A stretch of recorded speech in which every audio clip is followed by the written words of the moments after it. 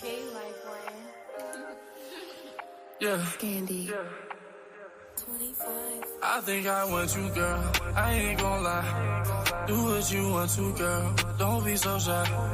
I'll hit the blunt too, girl. Let's go get high. Let's go get high. Let's go get high. I think I want you, girl. I ain't gon' lie. Do what you want to, girl. Don't be so shy. I'll hit the blunt too, girl. Let's go get high. Let's go get high. Let's go get high. Yeah.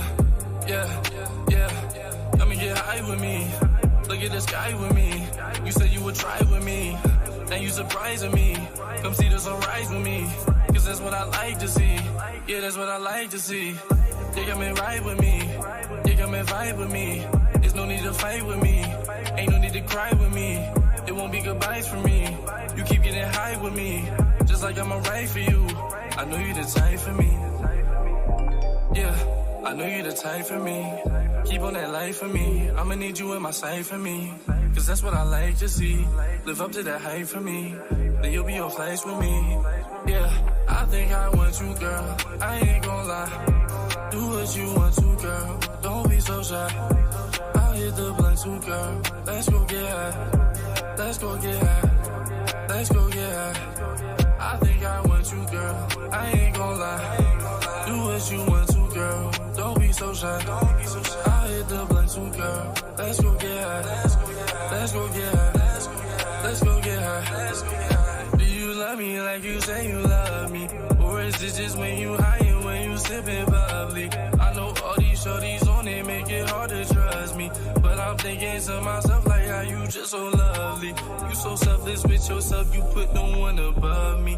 Always keep that business to yourself and never rush me. I was thinking like I couldn't let no shorty cuff me. But I'm copping you with locking you like it's a Mustang. I hope you got my back like you won't ever cut me. You quote me when I rap, ain't never try to hush me. You know that I'm not mad, I just needed adjusting. You wrote me, I wrote back, so time to go discuss things. Let's go get high.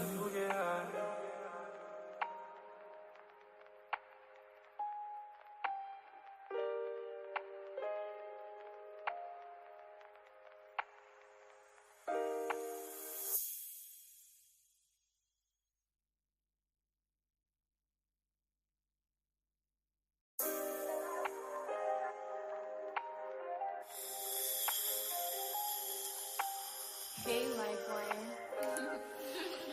Yeah. Candy. 25. I think I want you, girl. I ain't gon' lie. Do what you want to, girl. Don't be so shy. I'll hit the blunt too, girl. Let's go get high. Let's go get high. Let's go get high. I think I want you, girl. I ain't gon' lie. Do what you want to, girl. Don't be so shy. I'll hit the blunt too, girl. Let's go get high. Let's go get high. Let's go get high. Yeah. Come and get high with me. Look at the sky with me. You said you would try with me. Now you surprising me. Come see the sunrise with me. Cause that's what I like to see. Yeah, that's what I like to see. You come and ride with me. You come and vibe with me. There's no need to fight with me. Ain't no need to cry with me. It won't be goodbyes for me. You keep getting high with me. Just like I'ma ride for you. I know you the type for me. Yeah, I know you the type for me. Keep on that life for me. I'ma need you in my sight for me. Cause that's what I like to see. Live up to that hype for me. Then you'll be on flights with me. Yeah, I think I want you, girl. I ain't gon' lie. Do what you want to, girl. Don't be so shy. I'll hit the blunt too, girl. Let's go get high. Let's go get high. Let's go get high. I think I want you, girl. I ain't gon' lie. Do what you want to, girl. Don't be so shy. I'll hit the blunt too, girl. Let's go get high. Let's go get high. Let's go get high. Do you love me like you say you love me? Or is it just when you high and when you sippin' bubbly? I know all these shorties on it make it hard to trust me. But I'm thinking to myself like how you just so lovely. You so selfless with yourself, you put no one above me. Always keep that business to yourself and never rush me. I was thinking like I couldn't let no shorty cuff me, but I'm copping you with locking you like it's a Mustang. I hope you got my back like you won't ever cut me. You quote me when I rap, ain't never try to hush me. You know that I'm not mad, I just needed adjusting. You wrote me, I wrote back, so time to go discuss things. Let's go get high.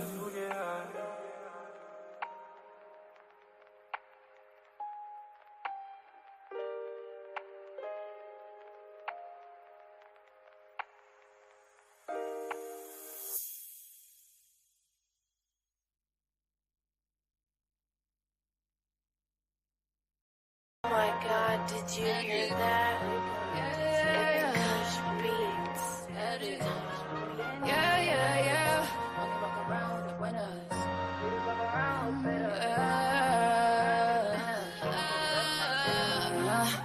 Black girl, magic, big queen, status. She weak, havoc. She been the baddest. Only walk around with the winners. Haters walk around with bitter. They know it's the brown, get up in her. She gon' eat it up like dinner. They know we been at the bottom. We headed straight to the top. We rolling something exotic. We coming through with the drop. Modest, red bone, bad bitch. Give it to him. Fuck it up.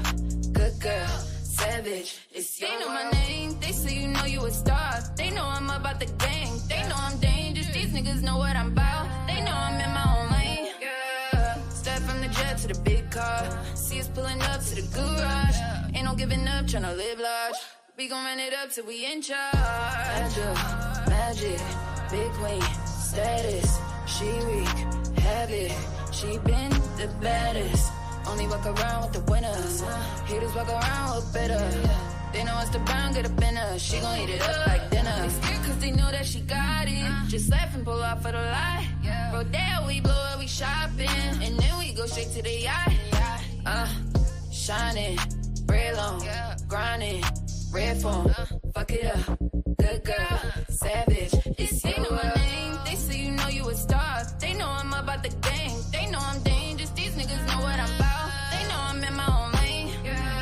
Step from the jet to the big car. See us pulling up to the garage. Ain't no giving up, tryna live large. We gon' run it up till we in charge. Bad girl, magic, big queen, status. She weak, havoc. She been the baddest. Only walk around with the winners. Haters walk around with bitter. They know it's the brown, get up in her. She gon' eat it up like dinner.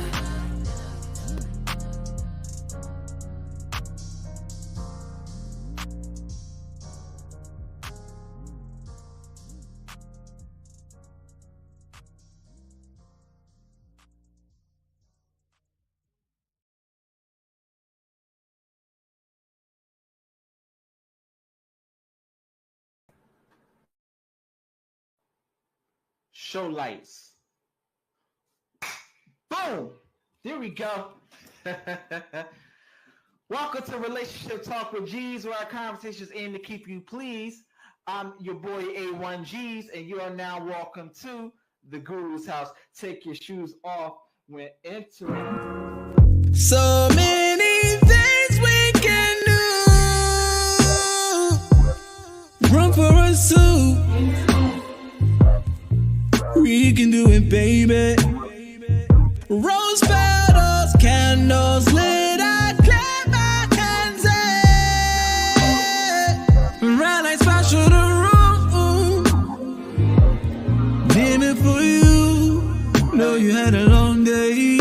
Let me take away your pain. Give me all of your emotions. Land it like a plane on your back if I can hold it. Life is but a dream that you manifest slowly. So fuck a fantasy, this your motherfucking moment.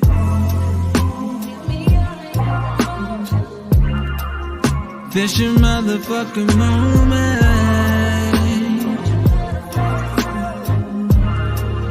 This your motherfucking moment. 7 whole days, how you leave me on vacation. All inside you, I can't leave. 97 degrees, come get some vitamin D. Call your nigga up, say you boss a piece of shit. You mandated OT. Let me fuck you back to sleep. Give me all of your emotions. Knock it out the park with that piece of when you throwing it. Your trick at your night came on, I might have to tow it. This ain't no Hell Kitty, but she ride me like a pony. Girl, it's your motherfucking moment. Girl, it's your motherfucking moment. Girl, it's your motherfucking moment.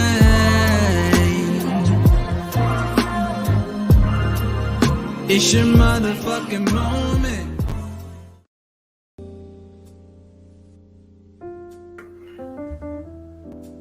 Testing 1, 2, 3. How you doing, y'all? How y'all doing? What's going on, y'all? Give me 1 second here. I'm going to go ahead and hit that Instagram live as well too. We're gonna go ahead and hit the Instagram live thing too. We got some shit to talk about tonight.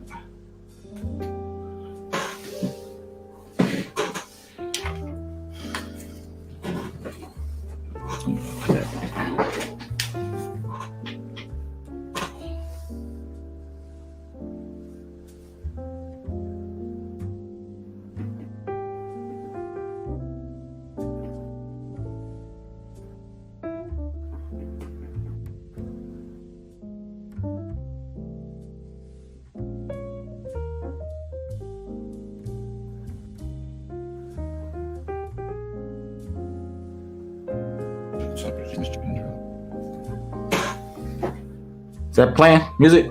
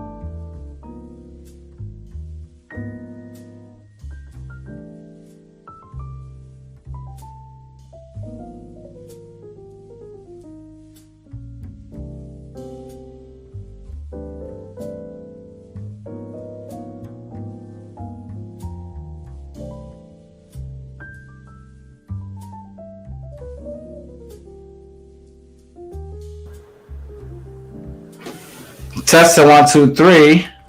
There we go. All right. So, that was unexpected. All right.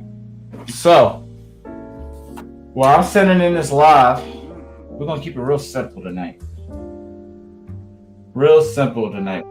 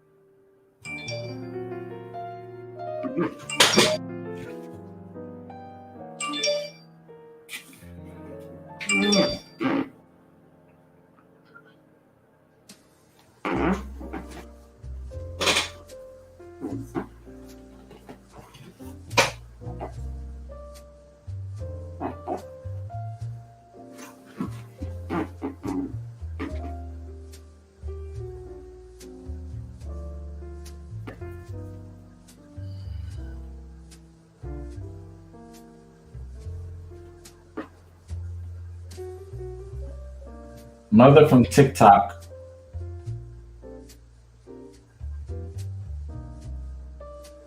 Catches son in bed. Let me make it clear, it's a 13-year-old son.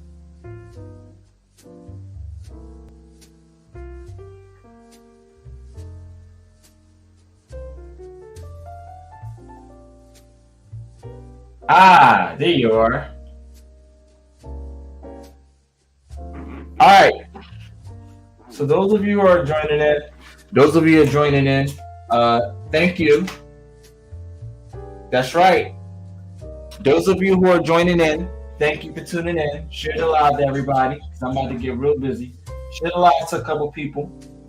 We're going to talk about this. If y'all want to see the full version of this live video, just click the link in my bio. I'm live on YouTube right now. So if you want to see the YouTube version, that's fine. If you want to stay right here, that's fine too. But we're going to get right to it. And I'm going to launch the video as well too. So if you give me a couple seconds here, I'll play that for y'all.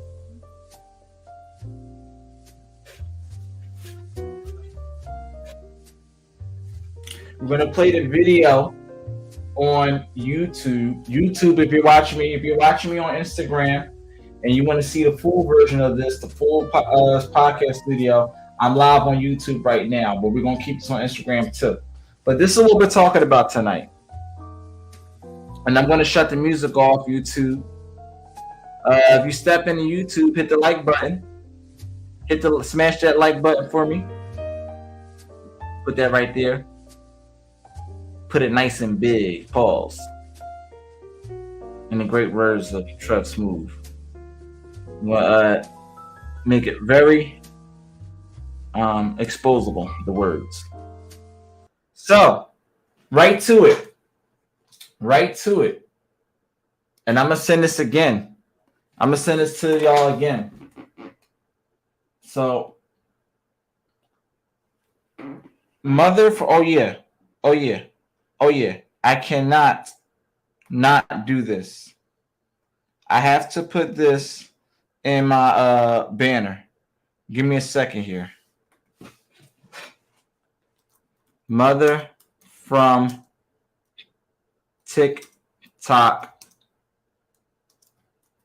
catches 14-year-old son in bed with 19-year-old woman.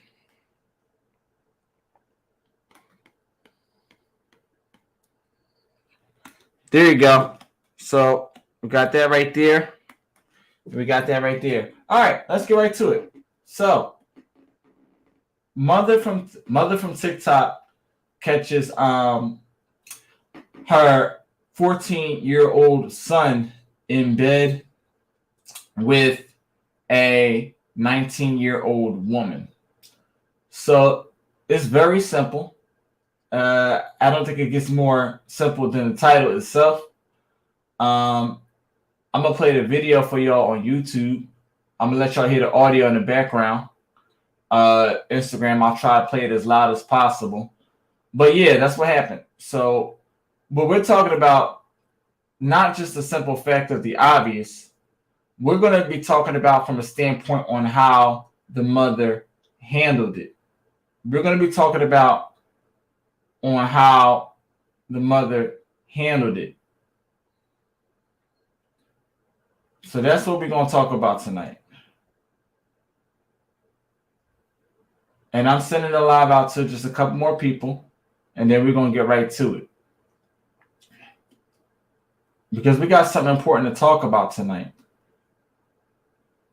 We're talking about the case scenario of it's not the situation itself, but it is indeed of how you handle it. And no one can say it better than to hear it from the horse's mouth herself. And I have 3 videos I'm going to play for y'all on YouTube.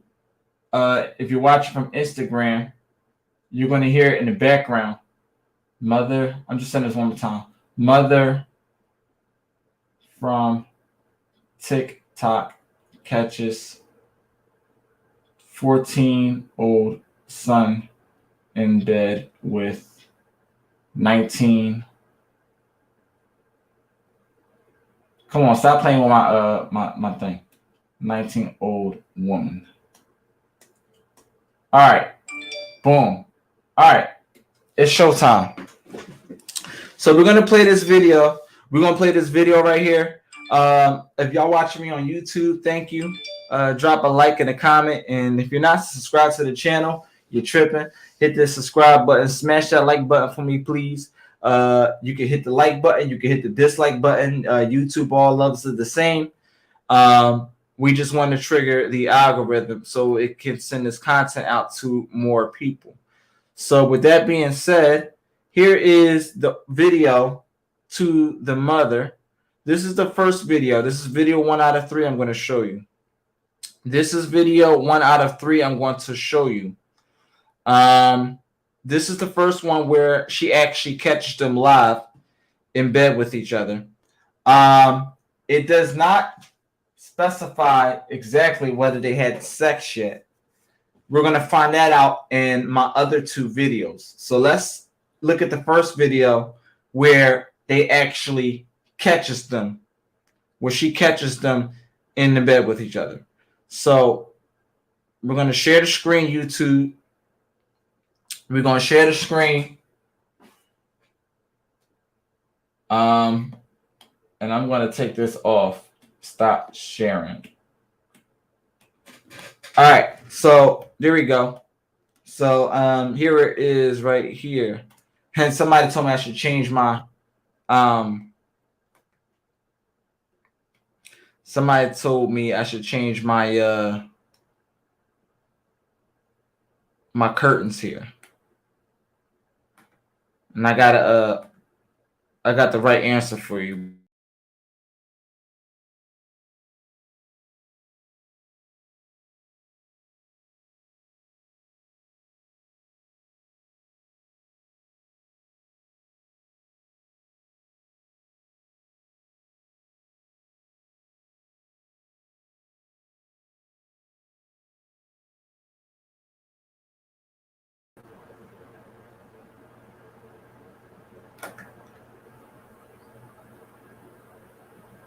All right. This acting on some nutty shit. So I'm about to play it from my phone just so y'all can hear it. Here it go.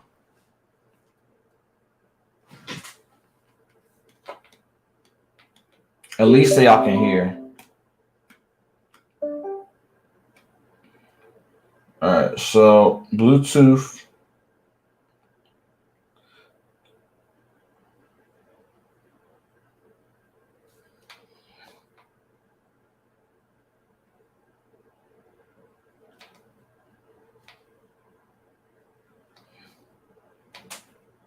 Come on.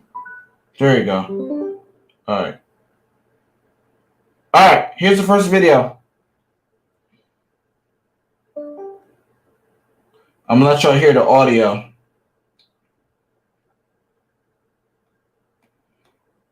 And go.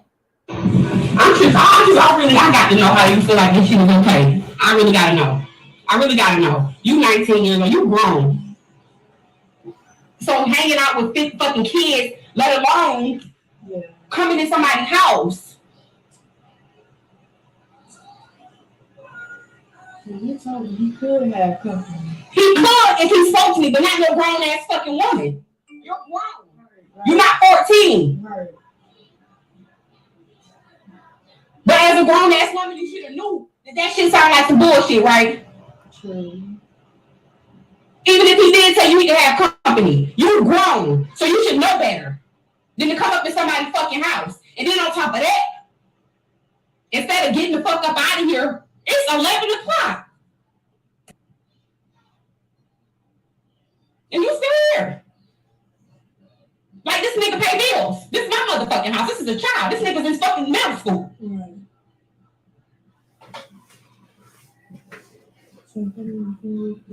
Hurry up. For real. Because I'm trying to be patient and I'm trying to be calm.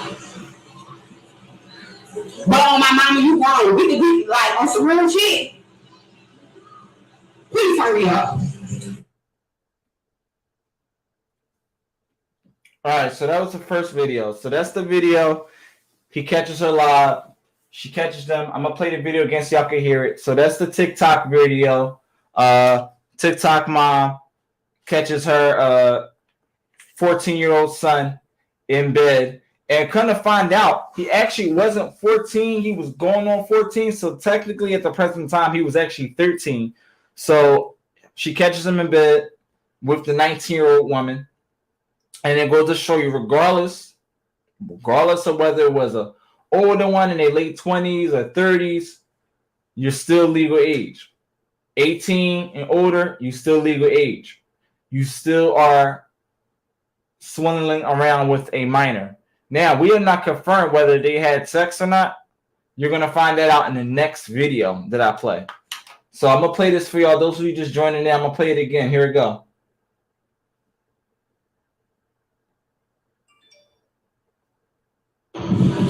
I got to know how you feel like this shit is okay. I really got to know. You 19 years old. You grown. So hanging out with 50 fucking kids, let alone coming in somebody's house. You told me he could have company. He could if he spoke to me, but not no grown ass fucking woman. You're grown. You're not 14. Right. But as a grown ass woman, you should have knew that shit sounded like some bullshit, right? True. Even if he did tell you he could have company, you're grown, so you should know better than to come up in somebody's fucking house. And then on top of that, instead of getting the fuck up out of here, it's 11 o'clock. And you still here. Like, this nigga pay bills. This is my motherfucking house. This is a child. This nigga's in fucking middle school. Right.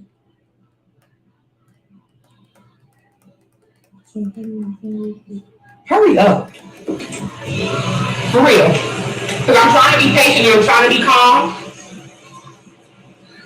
But on my mama, you grown. We could be like on some real shit. Please hurry up. All right. So that's the video, y'all. I'm not gonna play no more. That's the video. That's the first video. She catches them two in the bedroom, in the bed. She didn't catch them in the act of having sex. She just caught them two in bed. Once again, I say this again. 18 or older, you legal. You messing with a minor, it's illegal. Doesn't matter whether you're 18 or whether you're 50. You got caught in bed. You know what I'm saying? If you actually did it, having sex with a minor is illegal. It is illegal. It puts you into terms to go to jail. It puts you in terms to be put on, forced to register as a sex offender. But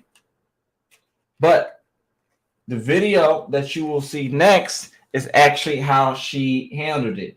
She did a part 2 on TikTok, a follow-up, because a lot of people wanted to know why she didn't beat her ass. Why did she didn't serve a can of ass whooping? So listen to this part. There's a part 2 to the actual situation that takes place. So let's play that part right there. Part 2. So, let's go. So I go back to his room and homegirl's still in the bed. So I'm like, okay. Gee. By the way, before I go any further, I gotta do my bottle of the evening. Y'all know how we do this. Bottle of the evening tonight is Stella Rosa Golden Honey Peach. We are at the last of the bottle. We are at the last of the bottle, YouTube, Instagram.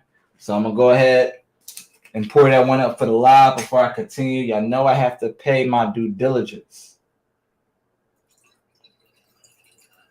Hold on, pour the rest for YouTube.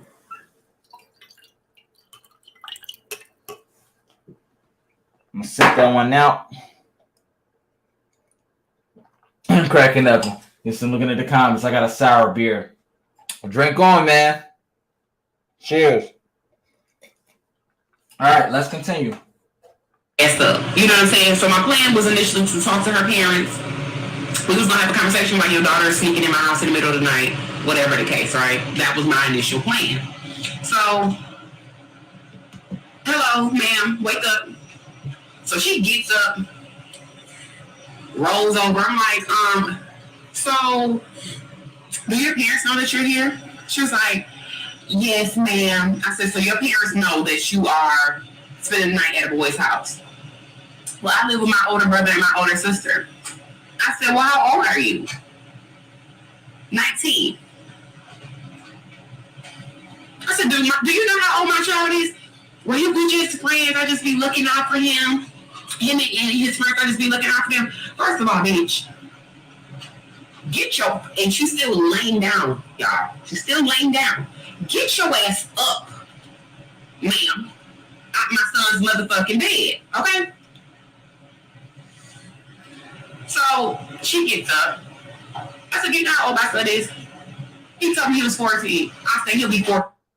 Right here, she asks her, do you know how old my son is? She acknowledged, oh, he's told me he's 14. Right there is confirmation that she admitted that she is here with a minor. So right there, the mother got her. Right there, the mother could get her arrested. Right there, the mother could go out of character and beat her ass. Right there. She says, do you know how old my son is? She says, he told me he's 14. Wait a minute. Wait a minute. So that makes it right? First of all, you're not going to speed past that like you didn't just say what you just said. So that makes it right? Let's continue. September, he's 13 years old. I know. And kind of find out he's actually 13. You heard that? Kind of find out he's actually 13 years old. He's actually 13 years old. You just hit somebody that just hit puberty. You was somebody that just hit puberty. But what you will hear later will surprise you. I said, did y'all have sex? No, ma'am, I wouldn't do that. I'm not having sex with him. You wouldn't do that, but you would bring your grown ass in my motherfucking house and get in my baby's bed, bitch. Let me talk to you. So she comes out to my living room, and I can tell at that point that she didn't have it all there just based on the way that she was responding when I was talking to her. She was shocked. She didn't even know what the fuck to do. Me, I'd have came back all the way to my senses, and if I was given the opportunity to leave that house, I would have I would have fucking skedaddled. Let's continue. She was responding like a child. And so I said, listen, you know this shit is wrong. I know this shit is wrong. To prevent me from beating your ass, I'm gonna need you to go ahead, hurry up, get your shit, and get up out of my house. Yes, ma'am. Can I go to the bathroom? I said, yeah, go ahead, go pee, do whatever it is you need to do, and get your ass out of my house, right? So while she's in the bathroom, I'm just pacing. I'm pacing the floor. I see my son's bedroom doors open. His lights on, but I don't see him in the bed, so he's still sitting on his couch. So I walked in his room, and I'm like, whoa. I said, you need to go get your friend. Tell her she got 2 minutes to bring her ass out of my bedroom and get the fuck up out of my house. Go get the girl, this woman, whoever she is, and tell her to get the fuck out of my house. No, she can't use the bathroom. Okay. So the video. First of all, Mom, why she can't use the bathroom? I'm surprised that she ain't spazzed out on him. I'm surprised she ain't spazzed out on him. But you're going to see why she didn't spazz out on her son You're going to hear why she didn't spaz out her son. The same reason why she didn't beat that girl's ass, the 19-year-old chick. I'm going to take this off because the words are starting to cover the thing. Let me just play it. So we're talking about, those of you just joining in, we're talking about a mother from TikTok who catches her 13-year-old son in bed with a 19-year-old woman. Let's continue the rest of the video. She's telling the rest of the story to part 2. I've seen that I initially posted was my second conversation with this woman. Because at this point, you asked me could you use the restroom. I was gracious enough to let you take your funky ass in my bathroom. But you taking forever. And now I'm here. What I say, if I had the opportunity to leave clean slate without getting into no sprawl, fuck a bathroom. Can I use the bathroom? This girl must be all kinds of dippy. This girl got to be all kinds of dippy. And the more that this girl is thinking right now, the more she's building up, or the mom is building up in her head. This is not a good thing. This is not a good thing. Let's see what happens next. Because I had a little bit more time, a few more minutes to think about this shit, let this shit sizzle in my spirit. And it can piss me off, and I'm mad, so now I'm coming back to holler at you. You know what I'm saying? Like, what's up? What is your mindset? Why are you in the house? So I go back to his room, and homegirls. All right, now she handled this very well. She handled this video like a sport. YouTube, if you can hear me, put a 1 in the comment in the chat room. In the chat room, if you can hear me, put a 1. She handled this very well, like a true sport. What you hear next is the third. This is the third video I'm about to play. So the first video that I played, if you're joining YouTube, hit that like button for me, please. Do me a favor, smash that like button for me. You can hit the like button, the dislike button, and YouTube loves it all the same. They love it. You want to trigger the YouTube algorithm. So the first video that I played was the video where the mother catches the 19-year-old with her son, her 13-year-old son in bed. The second video was the conversation, part 2, that she had with the daughter. She gave her an opportunity to leave, and the daughter, with her dippy ass, is asking, can she use the bathroom? I would have just left. I don't care about it. Man, she had shit on herself next Friday. It's Friday right now. She should have took her ass somewhere in the alley and squat that thing out and let it leak. No way in hell I'd have been stayed in that house. Shit, got caught. But we do find out that they didn't have sex. But listen to the conversation on that she had with her son. This is the second video. The second video is when she was actually giving her the opportunity to leave. She was still there. The third video I'm playing right now is where she talks to her son about it. And I don't even have to explain it because everything that I want to explain, she literally says it out of her mouth. So I'm going to let you hear from her. Let's go. I got to know how you feel like this shit is okay. I really got to know. You 19 years old. You grown. So hanging out with 50 fucking kids, let alone. That's the first video. Here we go. So I go back to his room and hunger. This is what she explains herself. Here we go. So another comment that I seen quite. This video was, why didn't I choose violence? Of course, social media loves to see some type of violence. They'd be like, I would have whooped their ass. This is why she didn't choose violence. This is why she didn't get into a sprawl with her. This is why she didn't beat her ass. Listen to this. This is the TikTok video again of the mother that catches her 13-year-old son in bed with a 19-year-old woman. This is why she didn't choose violence. Was the fact. So another comment that I seen quite a bit was the fact that I chose not to physically assault this woman. And I'm going to share with you all why in that split second I chose to keep my hands to myself. So my son and I have a very open line of communication, right? There are no secrets in my home. And I chose for it to be that way because I would much rather know what my son is doing than to make him feel as though he needs to lie to me and then I have no clue what's going on in his life. And so there are no secrets in my home. I tell him what he needs to know and he tells me what I need to know. And so when I asked him, did they have sex, and he told... I was just talking about this with somebody the other day. Open communication is very important with your children. Open communication with your children is very important. You must understand this.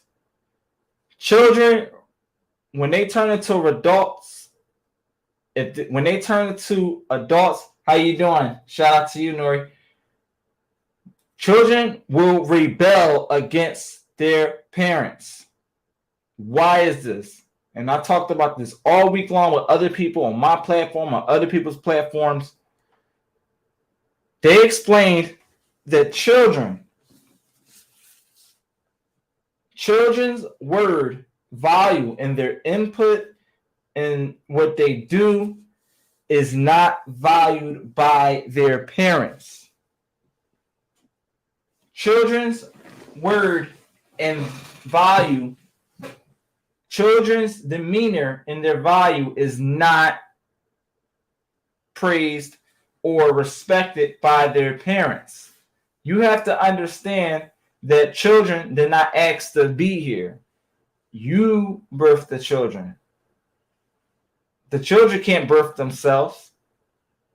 Children did not ask to be here. So it is your job as the parent to make sure that they are treated as a human. You want to give as much into the universe as you would expect the universe to give unto you. The golden rule. Treat others as you would want to be treated. Here's a perfect example of this mother. She had a conversation with her son. She don't want to enclose him. She don't want to shut him down. She don't want him to feel like that he can't have a conversation with her. His entire childhood, she expressed that throughout his entire childhood, that she gave him an open dialogue. She gave him the option of choice. She didn't scold him. She made it very clear to him that I'm going to treat you not like an adult, but like the human being that you should. She gave him a chance to explain himself. Listen to this. No. I tell him what he needs to know and he tells me what I need to know. I tell him what he needs to know and he tells me what I need to know. They have an open dialogue. This is, mind you, let's keep in mind, this is also a single parent. Give me 1 second. Hold on. I'm going to grab my lighters right here.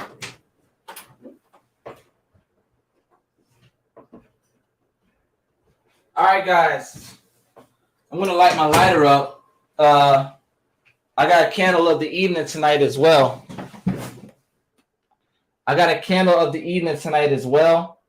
The candle of the evening. This is a salt sea caramel. Look at that. It smells so good. Oh my God. Y'all see that? I'm gonna switch that over so y'all can see that. Salt sea caramel. I love this. And it's actually by Dove. This is a candle that Dove made. And I really love this candle. All right, so let's continue. And I asked him, did they have sex? And he told me no. I chose to believe him. I chose to trust his word, right? And I'm also a huge believer in, choosing your battles. This was not a moment in which I felt like I needed to pop off. Because I don't want to lose that open line of communication that I have with my son. Also, again, I'm a single parent. And so at the point that I chose to lose my shit and assault this lady, regardless of the circumstances, the law is the law. And when you assault someone, you can go to jail. And I know a lot of people say, you know, well, I would be in the jail, I would be behind the jail. I don't care, you know, and that's all fine and well until you're actually faced with a situation in which you could really go to jail, right? I have 2 children that I have to take care of, and I also have a job. And the work that I do, I give people jobs, right? So I can't have an assault charge on my background and continue to do the type of work that I do every day. She chose to be the bigger person. She chose to be the bigger person. She said, I'm not going to whoop this girl's ass. I'm not going to beat her ass.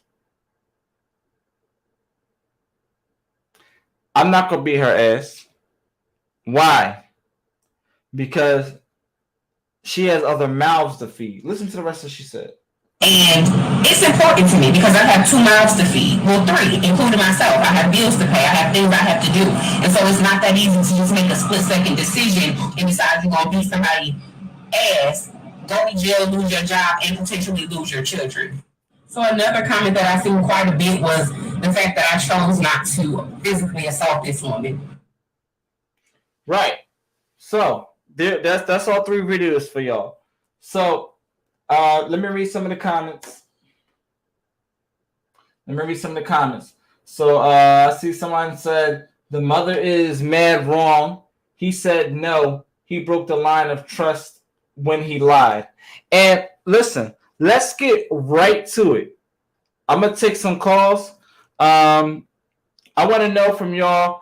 Do you feel like she was wrong? Do you feel like she handled the situation well? Don't just look at how she handled the daughter, how she handled the son. Look at the whole picture.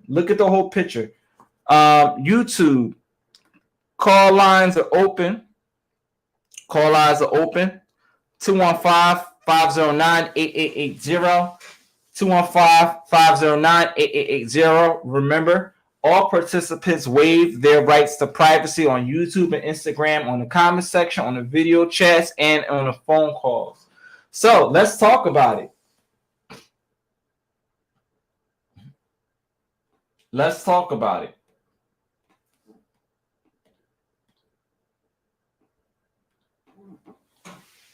This is an open discussion. This is not a ladies only. This is an open discussion for everyone. Bro. Hi, how are you? I'm doing good. I'm alive.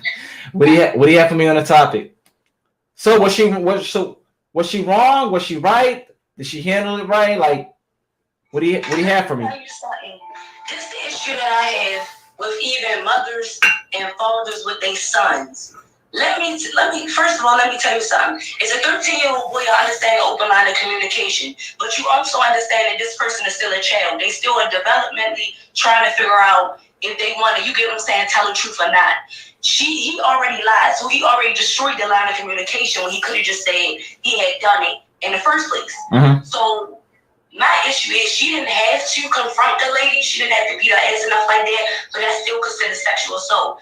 I feel as though people really play, especially if it's say it was a man dealing with, you know, a younger girl, whatever, say she's 15 and he, 25, is a big uproar. But let it be a little boy that's 13 and a woman that's 19, he's considered being a man or coming of age. But they don't I feel like men don't understand how that's fucking up your mental. Because you 13, 11 years old, fucking with people that's 19, 20, women, you're not understanding that's sexual assault. You have been abused. Today's society accepts it as being, oh, you the man on campus, you was messing with somebody that was 19, you big man on campus, not understanding that you mentally destroyed your damn self. You have been raped, you have been sexually assaulted. It is not something that you chill on just because it's a guy, because if it was the roles were reversed and it was switched all the way around, that girl would be considered, oh, you went through mental trauma, that wasn't supposed to happen to you, got taken advantage of. But let it be a boy over there fucking on a grown-ass woman, and it's completely different. That person is considered a man now. That person is considered not to have any mental trauma, period. I feel like a lot of men, grew up and mentality like, oh, I had sex with an older woman when I was 11, 12, and they grew up to be so fucking promiscuous and not understanding how that was detrimental to them at a younger age, being exposed. Now in the video, let me touch on that. In the third video, she goes over that she had a discussion with her son, and she says she has to take his word for it. She asked him, did they have sex? She made it clear that her and her son have an open dialogue. I was just talking about this yesterday with somebody about how you should open up a line of communication to your child where they should feel comfortable to be able to talk to you. A lot of children feel shut in because their word is not valued by their parents. So here's an example where she says she values her child's input, his human being, and she didn't want to scare him. She didn't want to lock him into where like she felt like he wasn't going to be able to tell her things. So she asked him, did you have sex with this woman? And he said, no. Or the way she asked it was, did she have sex with you? Right? And he said no. And she said she took his word for it. Do you believe that they actually didn't have sex? Let me explain something. When it comes to a dynamic like that, especially with dealing with anybody that was young and older, this been going on, and it started off with like little this is what older people would do to try to get younger people in bed. They test it. It might have started off with a little touch every now and then. He knew something wasn't right, but he did not tell his mother like, hey, I think this lady coming on to me. This shit didn't happen out the blue.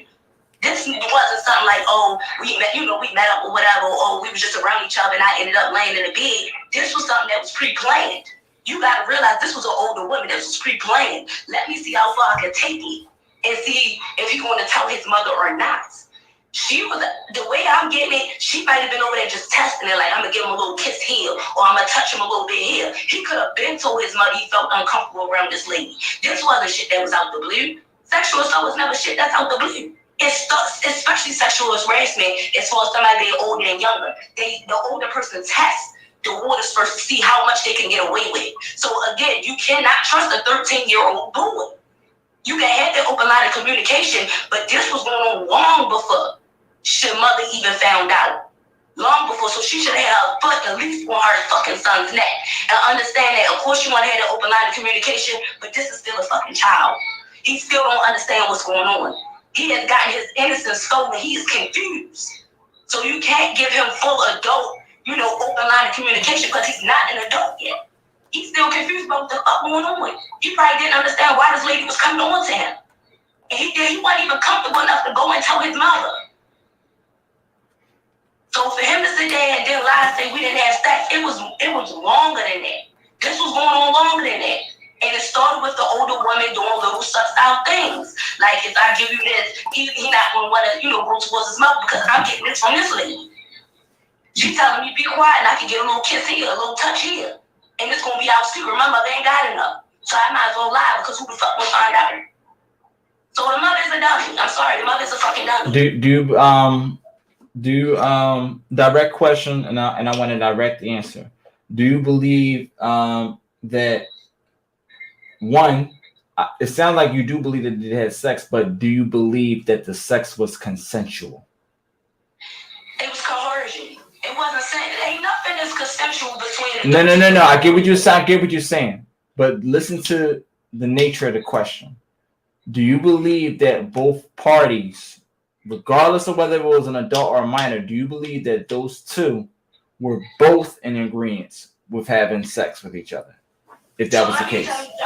So they both was in agreement, but at the same time, underneath the state of law, it's pretty much he ain't got, you know what I'm saying? He don't have the mental capacity to even come to the conclusion to make that type of agreement. So he might have made the agreement, but physically and mentally, he was not there yet to even make that agreement, to even make that call. I heard what you're saying, but do you? I just want you to simply answer this part. Do you believe that those two actually agreed to have sex with each other? Do you believe that it was? No. Okay. No. Okay. That little boy probably was scared as all outdoors, but he was excited though. Like, all right, I know I ain't supposed to be doing this, but I'ma just go ahead and do it anyway. She tried to make him feel real comfortable about it too. Again, as far as coercion, but I don't know. Don't no 13-year-old boy is going to really want to come into agreement and fuck with a grown man. Come on now. He's still trying to figure out how to rub one out his own self. Right. Now, So, I saw something interesting. This is a different story. Um, this is a story that and we're going to refrain from using the R word because I am live on YouTube right now. So let's all right. So yeah. So this was a story that I saw on lovethispic.com. Similar, the narrative is completely different. How they were caught was the same narrative, but the story behind it was actually a lot more severe. So it says, mom walked in. This is not the same story, guys. Let's make that very clear. And we're going to say allegedly because we don't know the nature of the story. All we see is a news outlet. So on lovethispic.com, it says, this is a different story. It says, mom walked in on her 14-year-old son doing something awful, turned him over to police. It says, a 14-year-old boy who blanked his 8-year-old cousin and threatened her with a pair of scissors is being tried as an adult in Maryland. Solomon Poole's mother said that she briefly left the room that Poole and his cousin were in to put her 2-year-old son down for a nap. The mother soon returned to the room, however, noting that both children were, quote, far too quiet. She returned to the room to find Solomon blank his young cousin. As described in the probable cause warrant, both children were partially undressed. Solomon was on top of his cousin. The mother also observed a pair of scissors on the love seat next to them. In a police interview, the 8-year-old girl stated that her cousin had threatened to cut her with the scissors if she made any noise. The mother reported the case to Baltimore City Police, who arrested Solomon for blank. During interrogation, the boy admitted to blank his cousin. He has now been transported to the Baltimore City Detention Center. Solomon has been charged with first and second degree blank. Officials have confirmed that he will be charged as an adult, which means that he could be spending the rest of his life in prison. Under Maryland state law, a child between the ages of 14 and 18 can be tried as an adult under the condition that an adult who committed that same crime would be punished by death or life in prison. Maryland state law also allows children ages 16 and older to be charged as an adult for abduction, kidnapping, murder, blank, robbery, and crimes involving weapons. Although it is still relatively uncommon for a young teen to be charged as an adult, those who are convicted as adults serve their time in adult prison. Additionally, the crimes become part of the teen's public criminal record. So this was a far more serious situation, a lot more blatantly obvious. So how do you feel about the way this situation was presented versus how this one presented, based off of the information given to us? Take your time. I'm gonna be quiet. So I'm gonna take my time with this one. I'm gonna make sure that this person isn't following from a fake page and information. Okay, so the reason why I feel as though I gotta take my time with this is because this situation hit way close to home. That exact scenario that you're saying, I've actually been connected to someone that has actually done that, that's actually been through that. They weren't at the legal age to be, tried as an adult, but they did do it at the age of 11 to someone, I'm not gonna put all their business, all out there. Yeah, so I actually had a situation where that happened and they had to end up being a CPS and they could not come back home from, doing that to their family member and, everything like that.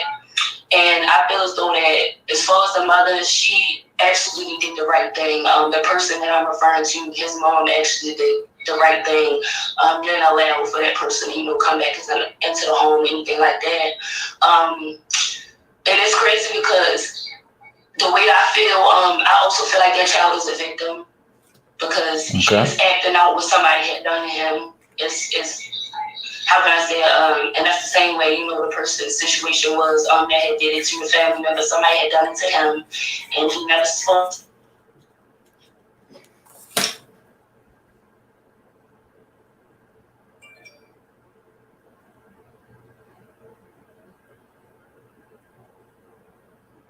Hold on, y'all.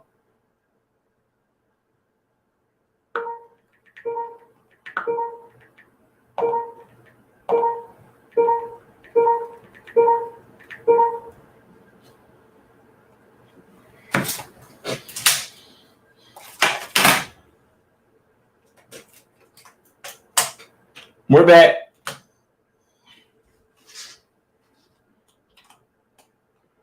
One second. We're getting calls back on.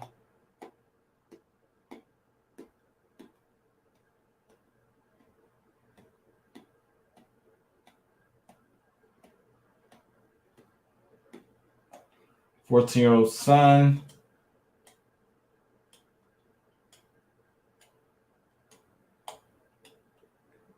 All right, so we're back. Sorry about the Instagram. I'm gonna.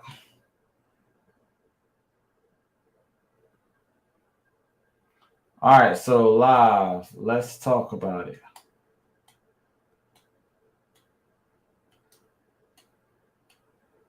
Let's talk about it. I'm gonna bring you back on, Nori.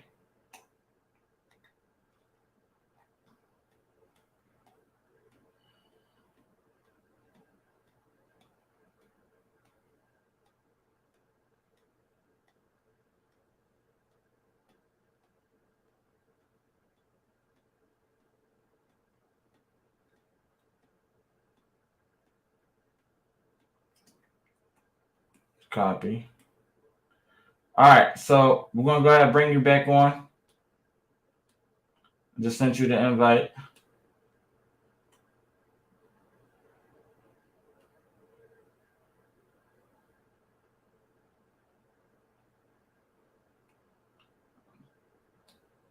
I don't get it.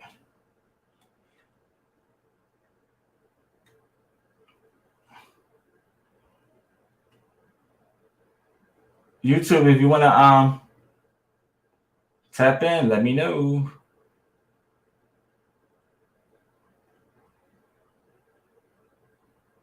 Does this show my relationship talk with G's name on here?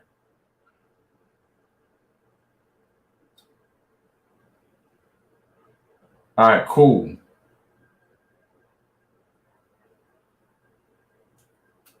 How you doing, Kid Black?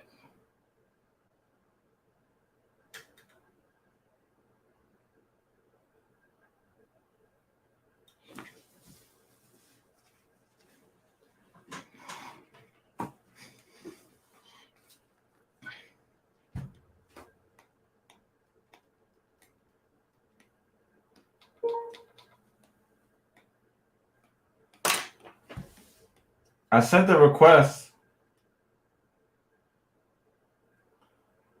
But yes, a lot of people have mixed. Hey, can you hear me? Yeah, I hear you. Oh, that sounds nice, loud and clear. Oh, the Android, there might be some shitty phones, but the quality is impeccable. My other phone died, that's why. But I got my other phone connected to my my LG Bluetooth. Hey, they do that when I put my children in there. But back to what I was saying, I just feel like it's real like unfortunate.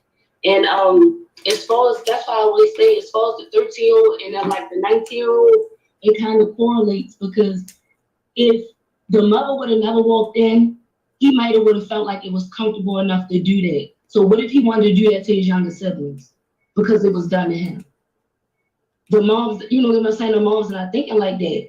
And this is with the second case. This is what happened when you really don't pay attention to your child, when you think that everything is, you know, peachy keen and everything like that, and they start doing it to the little cousins, and now the little cousins got their innocence taken away. Then they start doing it to other people because they feel as though it's, you know, it's something that's normal, something that's supposed to happen. Okay. So as far as the little boy, you know, getting caught with his cousin and stuff like that, that's what happened when you're not paying attention to your fucking child. When you have that open, you can have an open line of communication, but you still need to stay on their ass. So somebody wasn't watching that 8-year-old. as hard as they should have been watching because somebody had got to the 8-year-old and now the 8-year-old has destroyed his cousin. And now this little boy has to sit in jail because to him it was normalized. This was something that he felt comfortable doing. So now he has to be punished because an older female, older person exposed him to that. Right. And now he's sitting in jail paying for it. So that's exactly how I feel about it. That mother should have went a little bit harder than that.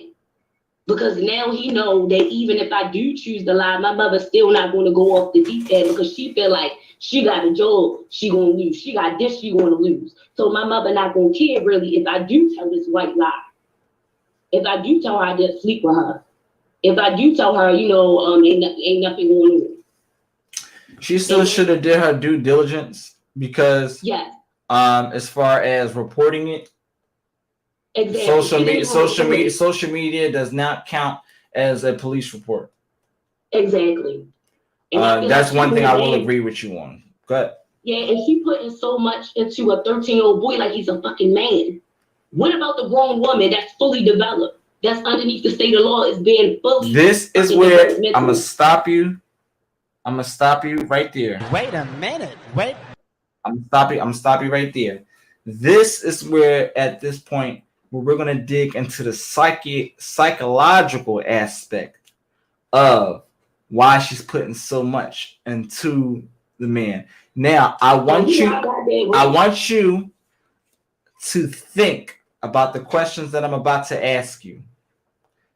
Don't answer right away. If you need a Jeopardy 30 seconds to think, that's fine.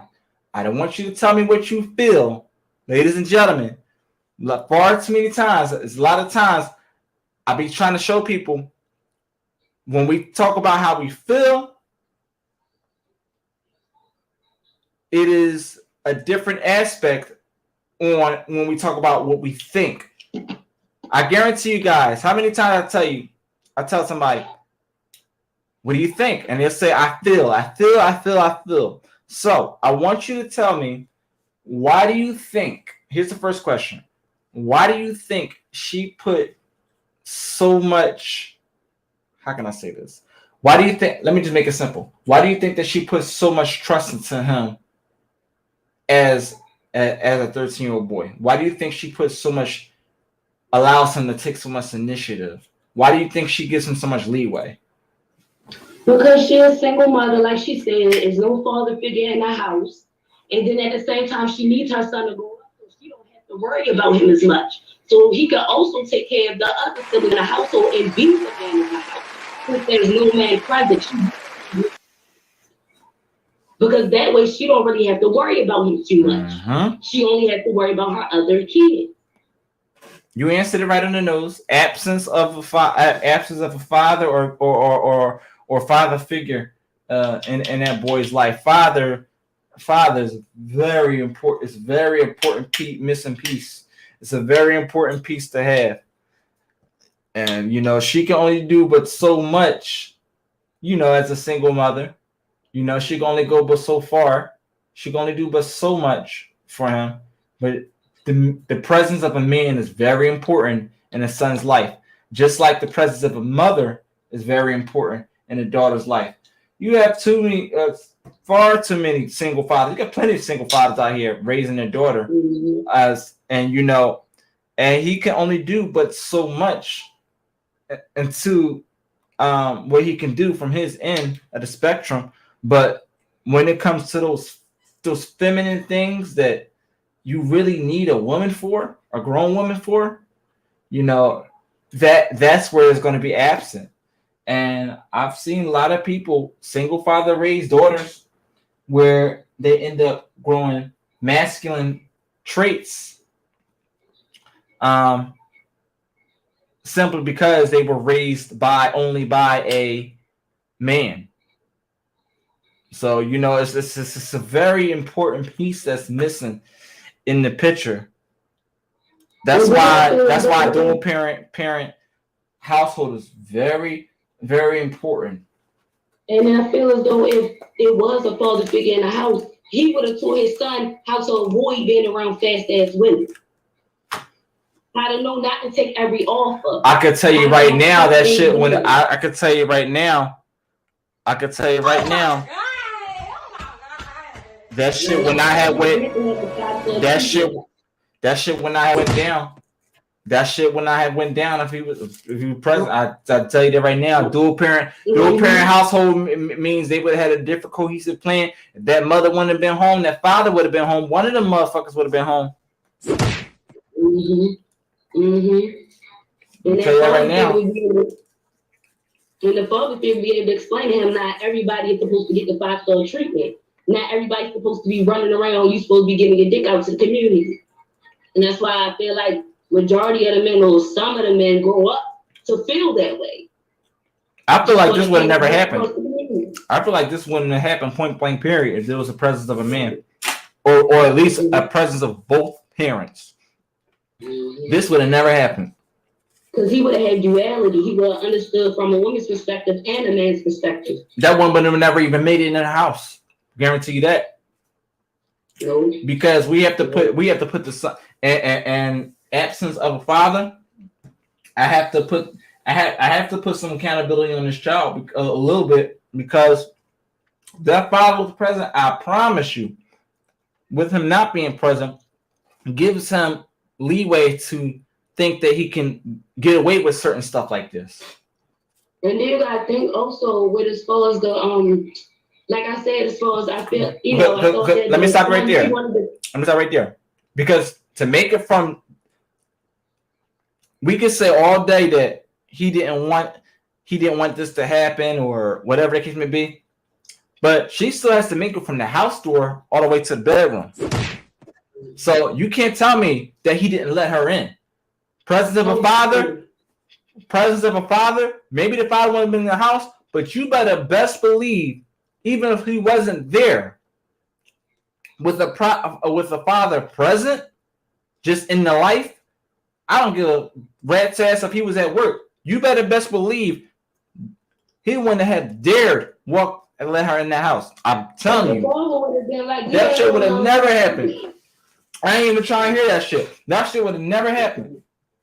And then mind you, by her putting so much responsibility and wanting him to grow up so goddamn fast, he felt as though he was the man in the house already, so he could do whatever he wanted to do. Because of the absence of a father, exactly. A father would stay in your home. He wouldn't even have a girl come through the driveway.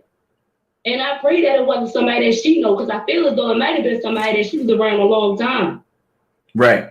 For her not even want to beat the girl's ass or press charges. Because 9 times out of 10, she not gonna press charges somebody that they know in the family, or somebody they know is friend-wise to the family that they don't want to get in trouble. Mm-hmm. Your face has been frozen in the same position this entire time. Let me take you off and put you back on. Hold on. All right. Want to see your beautiful face. You know what, nigga, with this raggedy ass wig on. Always got my little mess.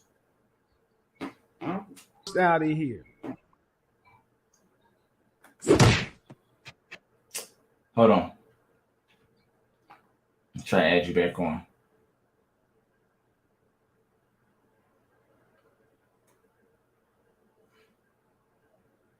All right. Yeah. There you go. I can see much better. I don't know anybody reporting on black ass. I want to see if I can get Alex. If you would like to join, you can join as well too. Definitely would like to hear someone else's perspective. But no.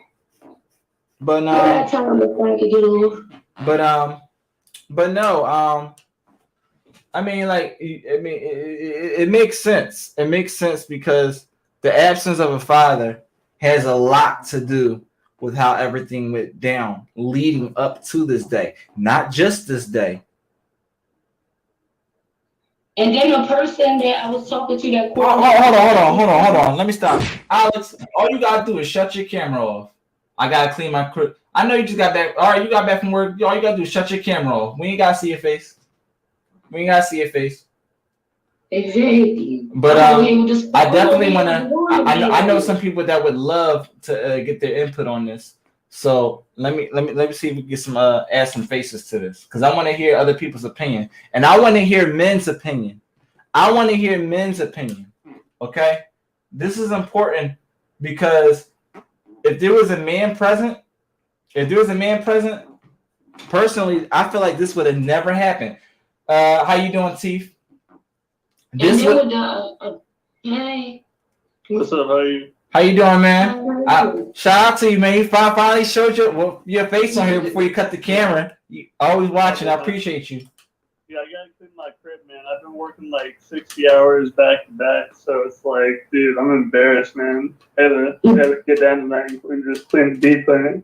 Cool. All right, Nora, you can chill right there on the side. I just want to hear, get a couple minutes. Don't leave. You guys want to get a couple minutes to talk to him because I want to hear a man's opinion on this, man. So you've been in here since pretty much the beginning.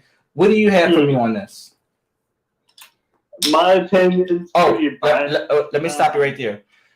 Those of you who are just joining in, we're talking about the mother who caught her 14-year-old son in bed with the 19-year-old woman, and now we're digging into the psychological aspect of it. But go ahead. What do you have for me on the topic? My opinion's pretty biased because, like, I'm usually pretty like I have a dry personality. Like, wrong is just wrong to me. You know what I mean? Mm-hmm. But it's almost like what the other lady was saying, where maybe that girl might have had that situation done to her. So she's just normalized it within her brain. And so it's almost like the aggressor is also the victim at that point. And, I feel like everyone in their youth has probably been through a similar situation to that, you mean? And it is wrong to take someone's innocence away. Like, that child-like mindset is something that you should never sacrifice, like, at all costs, because once you're an adult, it's just like, grind. That's why, like, when I have kids, like, I'm probably going to be overly protective of them. But I have more like a biased outlook because I know what it feels like for, like, to be have that happen to me. Right. So, if you don't mind me asking, how old are you? 29. 29. Okay. All right. You're not too far. I'm 30. Yeah. And Nori, how old are you? You are 28. 28. So you're 28, you're 29, I'm 30. Okay. So do you feel like if a man was present in this situation that this would have never happened? Do you feel like if the father was present? Absolutely not. It would not have happened. If it's like the key word is a man, you know what I mean? Like if it's a man that's in control. I got you, Chief. A man that's like passive, like that's just not gonna apply. He's not even gonna attempt that. Not even gonna attempt it. Got you. I got you, Chief. Let me get a couple more minutes for him, and I'm gonna add him because I want to get as many people to talk about this as possible. But yeah, and let me did you hear the other case scenario that I gave on it was a story I read on it was another 14-year-old son that got caught, but it was a different situation. That was deep, man. Let's compare apples to oranges. Let's compare. So let me recap the situation. Those of you just joining in. So a mother caught 14-year-old son in bed with a 19-year-old woman. And what I want to do is, Alex and Nori, are you okay? But if y'all just hang tight, if I could take y'all both off screen, I actually got the video on my phone now, so I could actually play it so everybody that is joining can see what's going on, so we can catch everybody up. Right. That's cool because I want to get y'all back. I want to get y'all back on here. All right. 1 second. Alex, make sure you come right back, Alex. I'm going to play the video for you guys. So if you see this right here, this is a TikTok video on how the mother from TikTok, she caught her 14-year-old son, who was actually 13, going on 14, in bed with a 19-year-old woman. So here's the first video of the live TikTok video at the time where she catches him. I got to know how you feel like this shit is okay. I really got to know. You 19 years old. You grown. So hanging out with 50 fucking kids, let alone coming in somebody's house. He could have company. He could if he spoke to me, but not your grown ass fucking woman. You're grown. You're not 14. But as a grown ass woman, you know, that shit sound like some bullshit, right? True. Even if he did say you need to have company, you grown, so you should know better than to come up to somebody's fucking house. And then on top of that, instead of getting the fuck up out of here, it's 11 o'clock. And you still here. Like this nigga pay bills. This is my motherfucking house. This is a child. This nigga's in fucking middle school.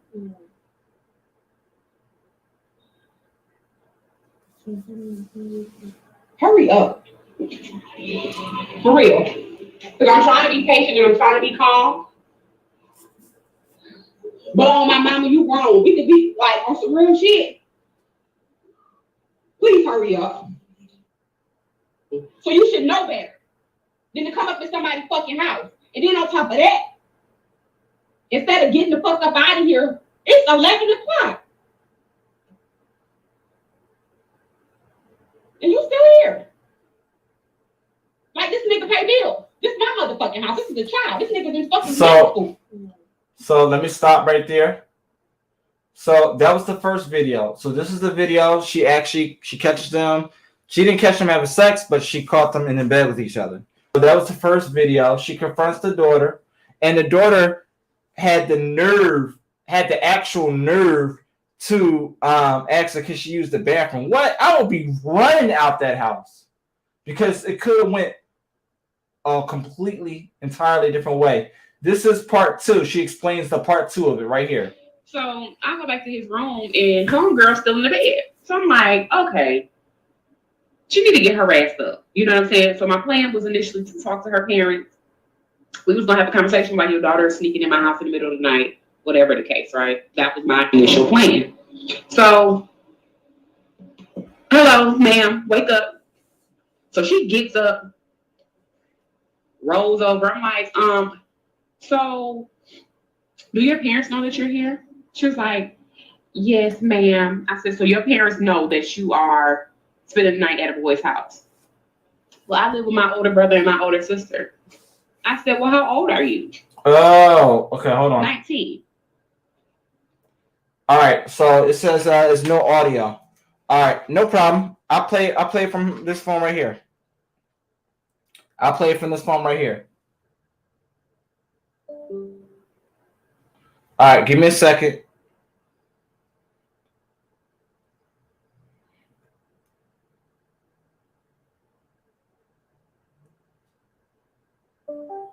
All right, so here's the video.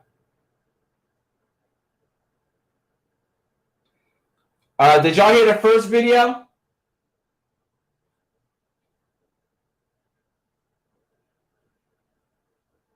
Here's part 2. Let's get it. So I go back to his room and homegirl. So I'm like, okay, she need to get her ass up. You know what I'm saying? So my plan was initially to talk to her parents. We was gonna have a conversation about your daughter. Can you hear it right now? Can you hear my voice? If you can hear me, give me a thumbs up. If you can't hear me, give me a thumbs down.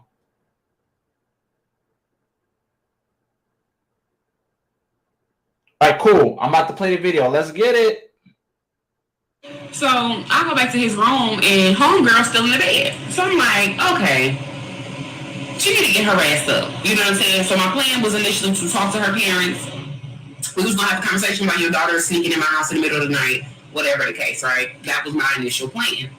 So, hello, ma'am, wake up. So she gets up, rolls over. I'm like, so do your parents know that you're here? She was like, yes, ma'am. I said, so your parents know that you are spending the night at a boy's house? Well, I live with my older brother and my older sister.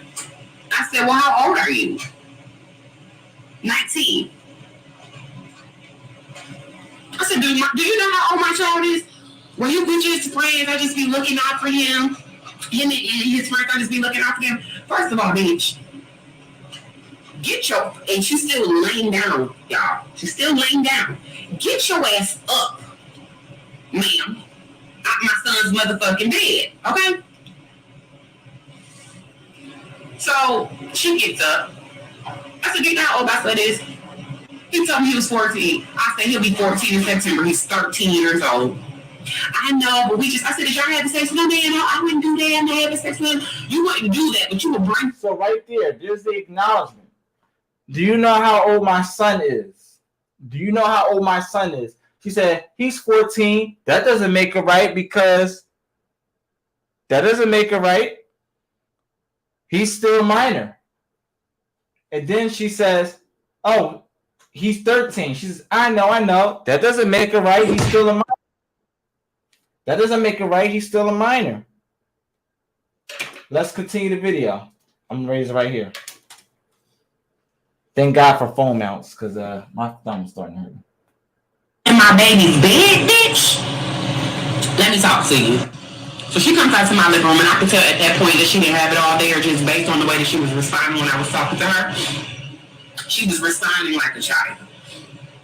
And so I said, listen, you know this shit is wrong. I know this shit is wrong. To prevent me from beating your ass, I'm going to need you to go ahead, hurry up, get your shit, and get up out of my house. Yes, ma'am. Can I go to the bathroom?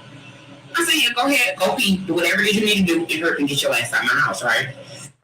Do you know how dippy she sounds?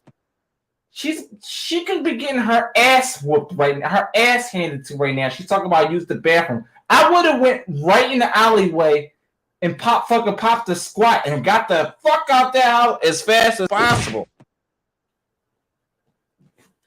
The dumbness. So while she's in the bathroom, I'm just pacing the floor. I see my son's bedroom doors open. Lights on, but I don't see. I'm sorry. I gotta stop you right there. I gotta stop right there. The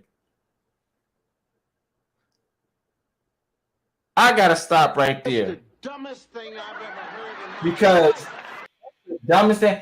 Listen, she need to go ahead and just go ahead. She's an adult. Collect that SSI check. Because this girl is slow as fuck. Can I use the bathroom after you just got caught in bed with a minor? How dumb. Anyway, go ahead. Still sitting on his couch. So I walked in his room and I'm like, whoa. I said, you need to go get your friend. Tell her she got 2 minutes to bring her ass out of my bathroom and get the fuck up out of my house. Go get the girl, this woman, whoever she is, and tell her to get the fuck out of my house.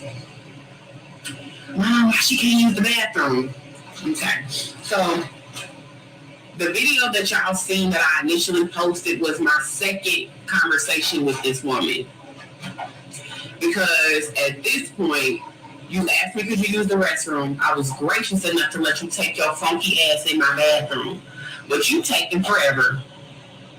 And now I'm irritated because I done had a little bit more time, a few more minutes to think about this shit, let this shit sizzle in my spirit.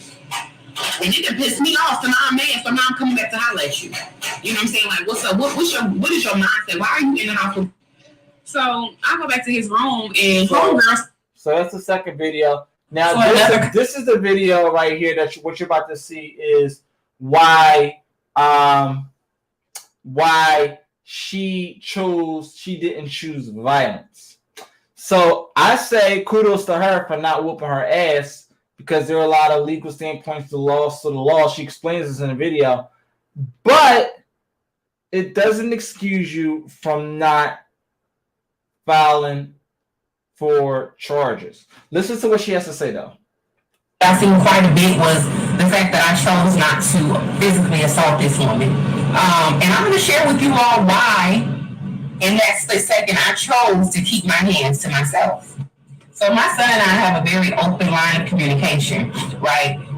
There are no secrets in my home, and I chose for it to be that way because I would much rather know what my son is doing than to make him feel as though he needs to lie to me, and then I have no clue what's going on in his life. And so there are no secrets in my home. I tell him what he needs to know, and he tells me what I need to know. And so when I asked him, did they have sex, and he told me no, I chose to believe him. I chose to trust his word, right? And I'm also a huge believer in, you know, choosing your battles. This was not a moment in which I felt like I needed to pop off, because I don't want to lose that open line of communication that I have with my son. Also, again, I'm a single parent, and so at the point that I chose to lose my shit and assault this lady, regardless of the circumstances, the law is the law. And when you assault someone, you can go to jail. And I know a lot of people say, you know, well, I would be in the jail, I would be behind the jail. I don't care, you know, and that's all fine and well until you're actually faced with a situation in which you could really go to jail, right? I have 2 children that I have to take care of, and I also have a job. And the work that I do, I give people jobs, right? So I can't have an assault charge on my background and continue to do the type of work that I do every day. And it's important to me because I have 2 mouths to feed. Well, 3, including myself. I have bills to pay. I have things I have to do. And so it's not that easy to just make a split-second decision and decide you're going to beat somebody's ass, go to jail, lose your job, and potentially lose your children.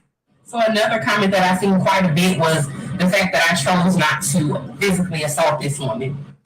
All right. So with that being said, just wanted to catch y'all up on what was going on. So I'm gonna add the 2 of you back to the live.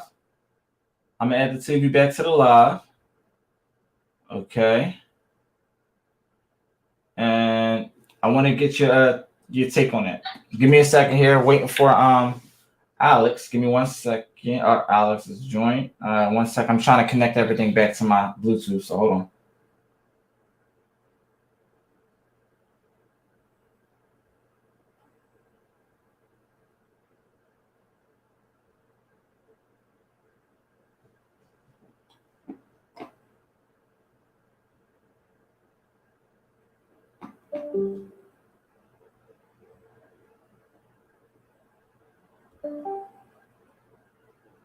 All right, let's get it. Can you hear me? All right, that's perfect. All right, Alex, back to you. So now that we caught everybody up with what's going on, let's go ahead and get your retake on that. Like on what aspect of it? Like, because there's 3 different videos. So the first one was the actual video itself. The video that she catches them in bed.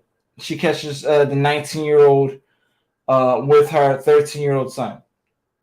So we can start off with that one.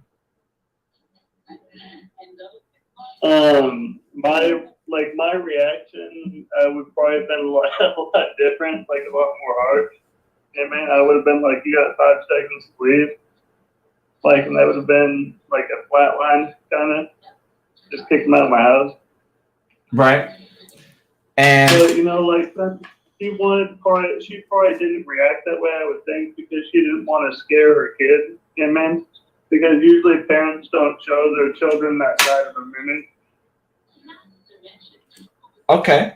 And let's turn this more of like a left-right debate thing. Like, what do you have to say to that? How do you think about what he said? Whether you agree or disagree, let's have a conversation about it. Let's agree to disagree. Like, if you don't agree with what he's saying, that's fine. I got a man's point of view. I got a woman's point of view. So, what do you have to say to that, Nori? To me, I understand the aspect of what he's saying that she didn't want to scare a child, but this is the moment that you have to scare your child and telling them that this is not right, this is wrong. If you become passive with it, the child is gonna make it seem like it's not that much of a deal. Like, it's not that much of a big deal that he was in bed with somebody that was way older than him. So I understand that she didn't want to scare her child, but this is a time that you absolutely have to, because now he feel comfortable enough to deal with people that's way older than him. And he's going to end up coming across somebody that's not going to just want sex. They're going to be malicious. Okay, Alex? Yeah, I agree with her. I definitely don't think that people dating people like, you know, way older than them, like in some aspects, because like there's a term that like I kind of coined before, but it's called being like hypersexualized. I mean, Yeah. to where you can't see eye to eye with the person because you expect more than what people are willing to give off because you're not seeing eye to eye. It's almost like ADHD, you know? And it feels like him being in that situation could be a result of going through that, you know? Nori? And I feel like also, like I said, I worked in a hospital. I've dealt with all ages from newborn all the way up to elderly. I've come across hypersexual children. Because of this situation, I've come across kids as young as 7 being hypersexual, hands in their pants. They can't think about nothing but sex. This is detrimental. This is what happens when you don't let the child know that this shit is wrong and it's not supposed to happen. It's also not their fault. So she could also express that it's also not his fault, but he also had to take accountability for not, opening up. And when she said need to know basis, he felt as though in his heart there wasn't something she needed to know. That's why he felt he needed to lie. So what Alex talking about with the hypersexual, it does.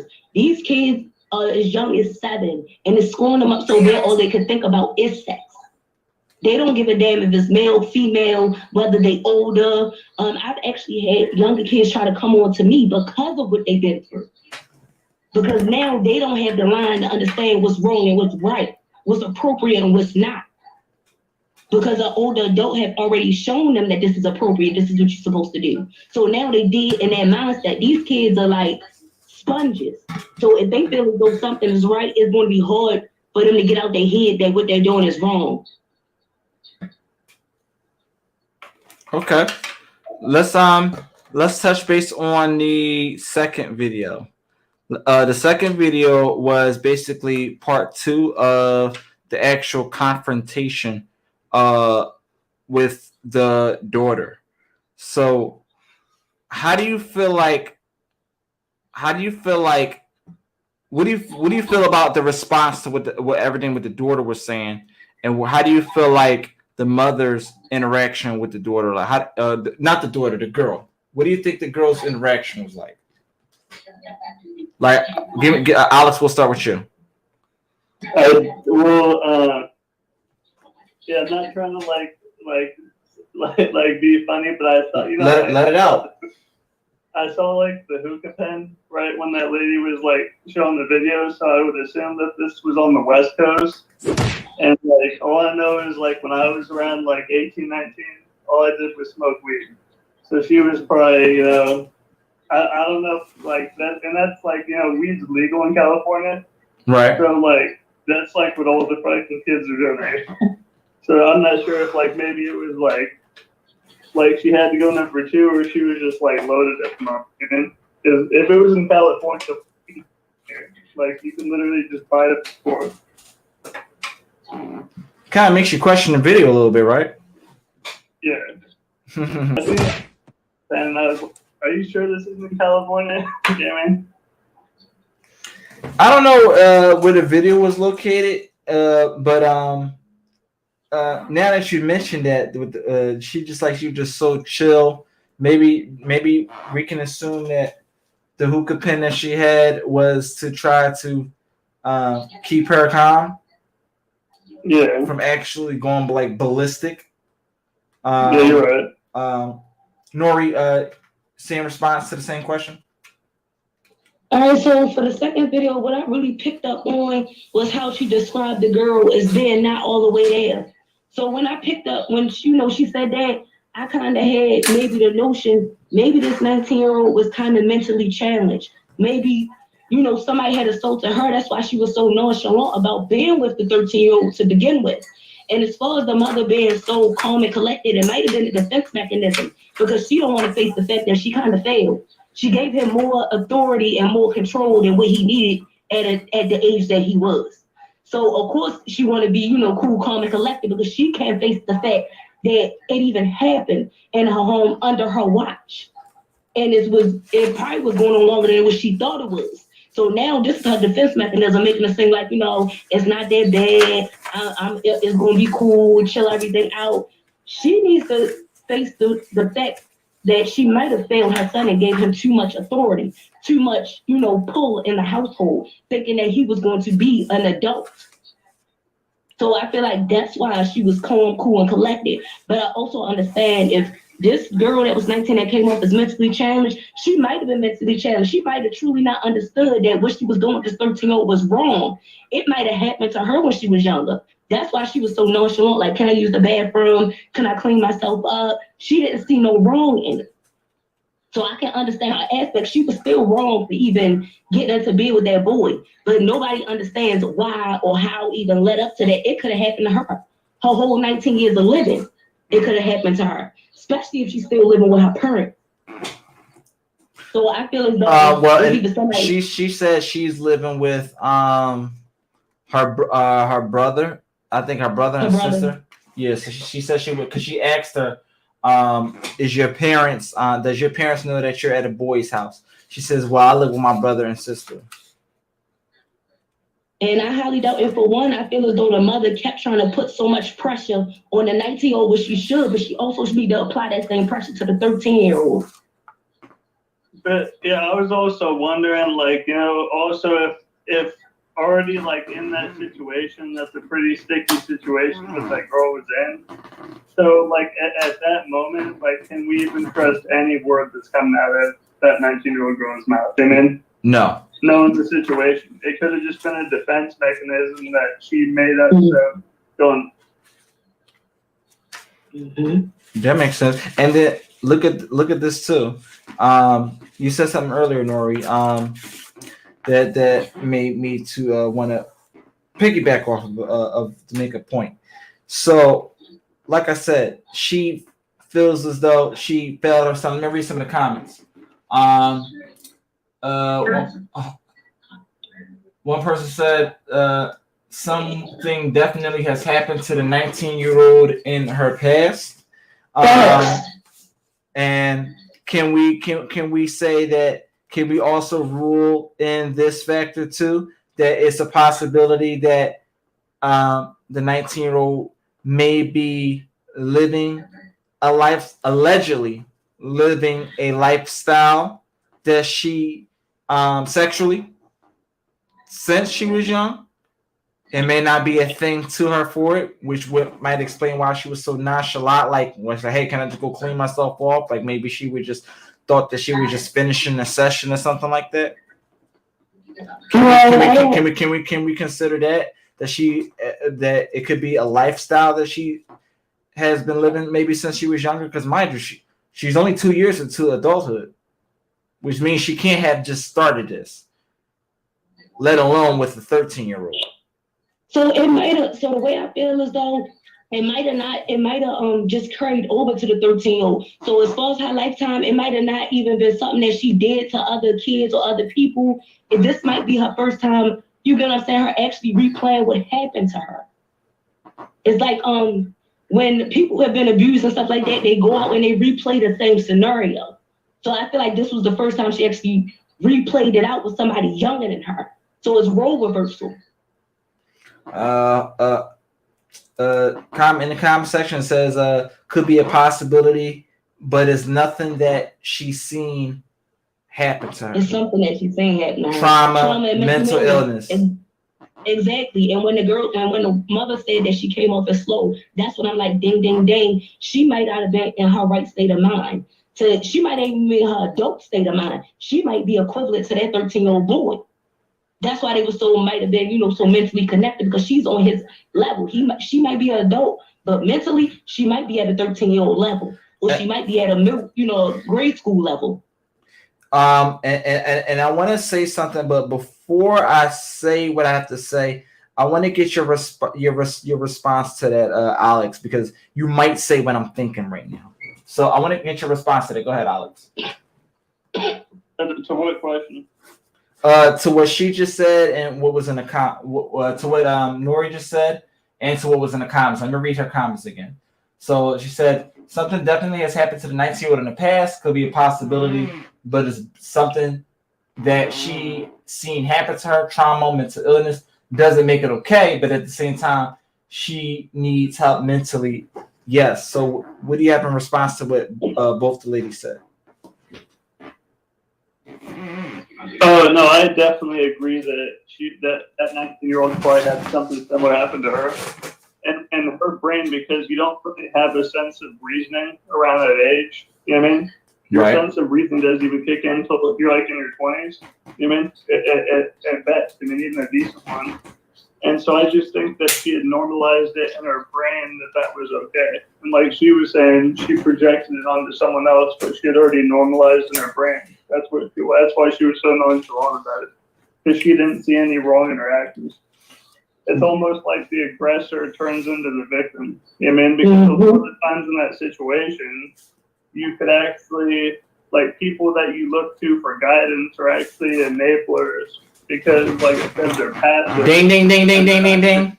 Right there. They're not in control, and they don't put their foot down and say this is wrong. You know. This is what we're missing. Right there. You just said it. I'm gonna bring it all the way out. You said a little bit of what I was about to say. You brought it. I'm gonna bring it all the way out. Bust the window wide open. There's a chink in the armor. I'm gonna bust the armor open.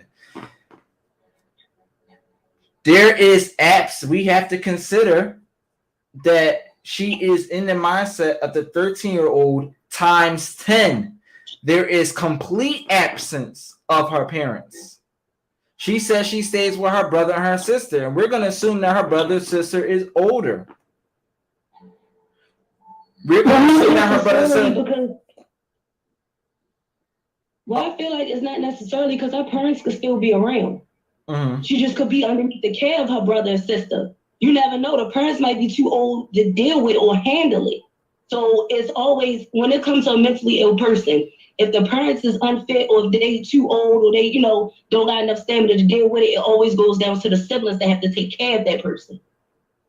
So she might have parents in her life, but they also, her brother and sister, they might be older, but they also might be her guardians. Okay. Now, something that you said earlier, you said, a couple people said this, the mindset of a 13-year-old. She has the mindset of that 13-year-old. Okay, two things that I want to say. The first thing was when she was confronting the daughter, the mom said it out her own mouth herself, that she was stuck. She was stuck in her responses. And she was in the mindset of that 13-year-old, like you could just tell that, like, she was in the mindset. She said it. She was in the mindset of a child, not an adult, when she was confronting her. Yes, ma'am. Oh, I'm sorry. Can I just use the bathroom real fast? Like, she was in the mindset of the 13-year-old. She was the mindset of a child, what she said.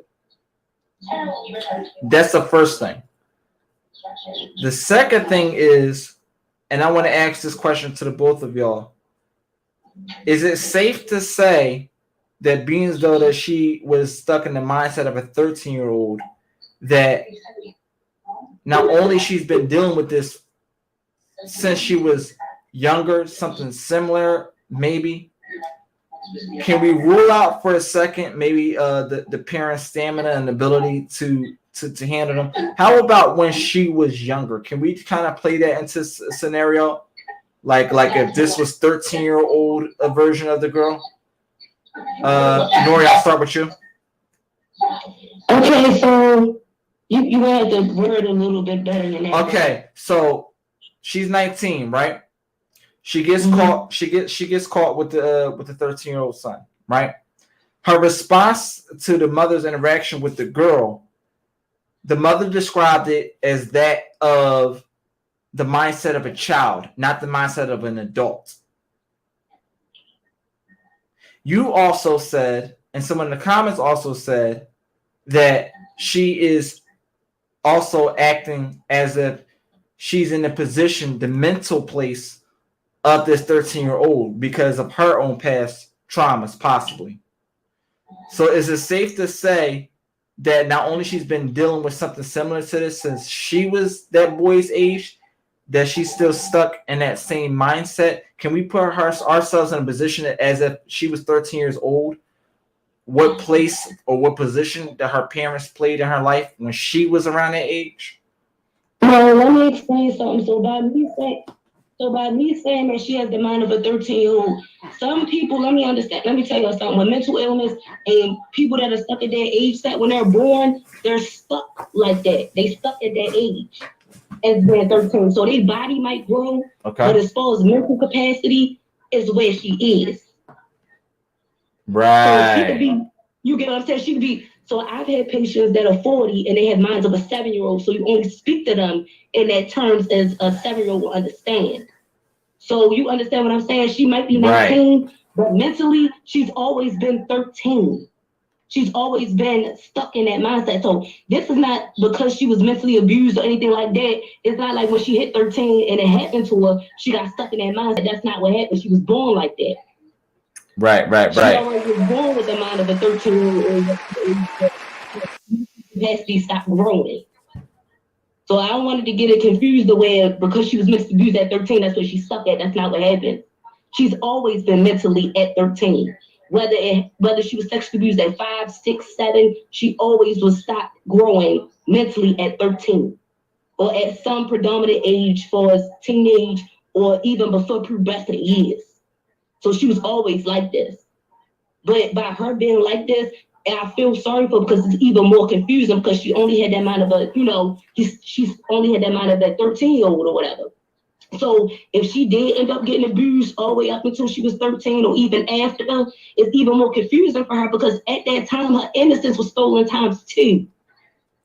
Because she already couldn't get, you get what I'm saying? She already couldn't get past the mental capacity of being 13. So now she's saying she has to learn how to deal with this and she can't even grow past a certain part of adulthood to even mentally, have the capacity to deal with it. Right. So I just don't want nobody to get that misconstrued. Okay. Same question to you, Alex. Your input, please. Yeah. One, just from the girl's slowed reactions and stuff like that, and her normalizing the whole situation.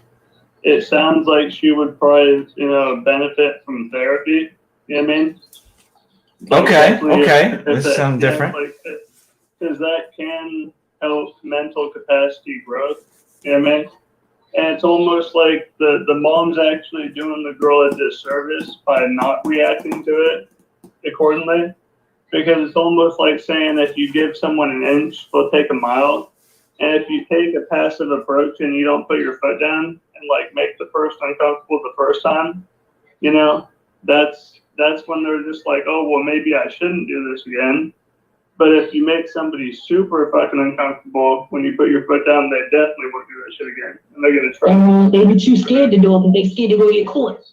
Yeah, and so that's kind of, it's like the thing you have to, if you give someone an inch, they're going to take a mile. They have a declining rate and they're in need of therapy.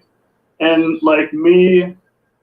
I actually kind of do help people that go through stuff a lot, that usually are, for people of poor circumstances. And a lot of what I see as a problem is not taking on a creative outlet like artwork and stuff like that. Because I feel kind of if we don't exercise that left side of our brain, and this is just my belief, then we just open up Pandora's box from lack of expressing ourselves.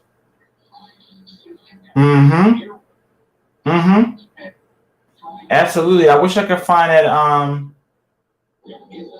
I wish I could find this. Oh wow, yeah. You hit a big part about that. I had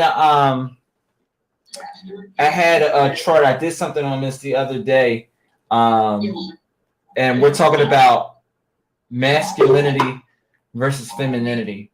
Can we agree that it showed the left-sided brain and right-sided brain on how men think and how women think? Can we agree that none of this would have happened if there was a presence of both the left side of brain and right side of brain, a masculine man and a feminine woman, to put these two together? Can we? Yeah, that's true, but But it's also about like not taking a passive approach too, and you don't get that in every person, and the circumstances have to be just right. Okay. So sometimes in co-parent household, like she was saying about the stamina, like about her just running out of energy. That's why she had to hit the hookah pendulum. Okay. Sometimes in a situation like that, that's when you tag the co-parent in or you tag the sibling in, and then the sibling takes over the discipline and makes sure it follows through the rest of the week. You know? But since there's no one else to take on that co-parent role that she can tag in, that's why it's like she's overwhelmed. You know, as a mother. Gotcha. That makes sense. All right. So I like y'all points on that. All right, now we're gonna go into the third video. I'm gonna start with you, Alex. So the third video was the one, as remember, that she actually had a conversation with her son. The third video was the one where she had a conversation with her son about her giving leeway to him, basically giving him an opportunity to express himself on everything that she saw. How do you feel about the conversation that she had with her son? What was your reaction to it? The first one, what was your reaction to it? And how do you feel like, if better, how do you feel like it should have played out? Yeah, I definitely agree with raising like a son. I'm not sure like that works with daughters. I wasn't really raised much around girls, but I know with the son, it's very important to keep an open line of communication. That's how I was raised, and that's like how I helped like establish my relationship with my little brother that I helped raise. Okay. But there's and that's important. Because usually with men, we're taught not to show our emotions because we're perceived as weak. And you have to know immediately when something's wrong because it could go detrimental. And you have to know, and you have to know everything. And so you have to kind of mold that open line of communication so that way they can tell you when it's a problem. And that's even in a single parent household, that's even more important, because you're on your own.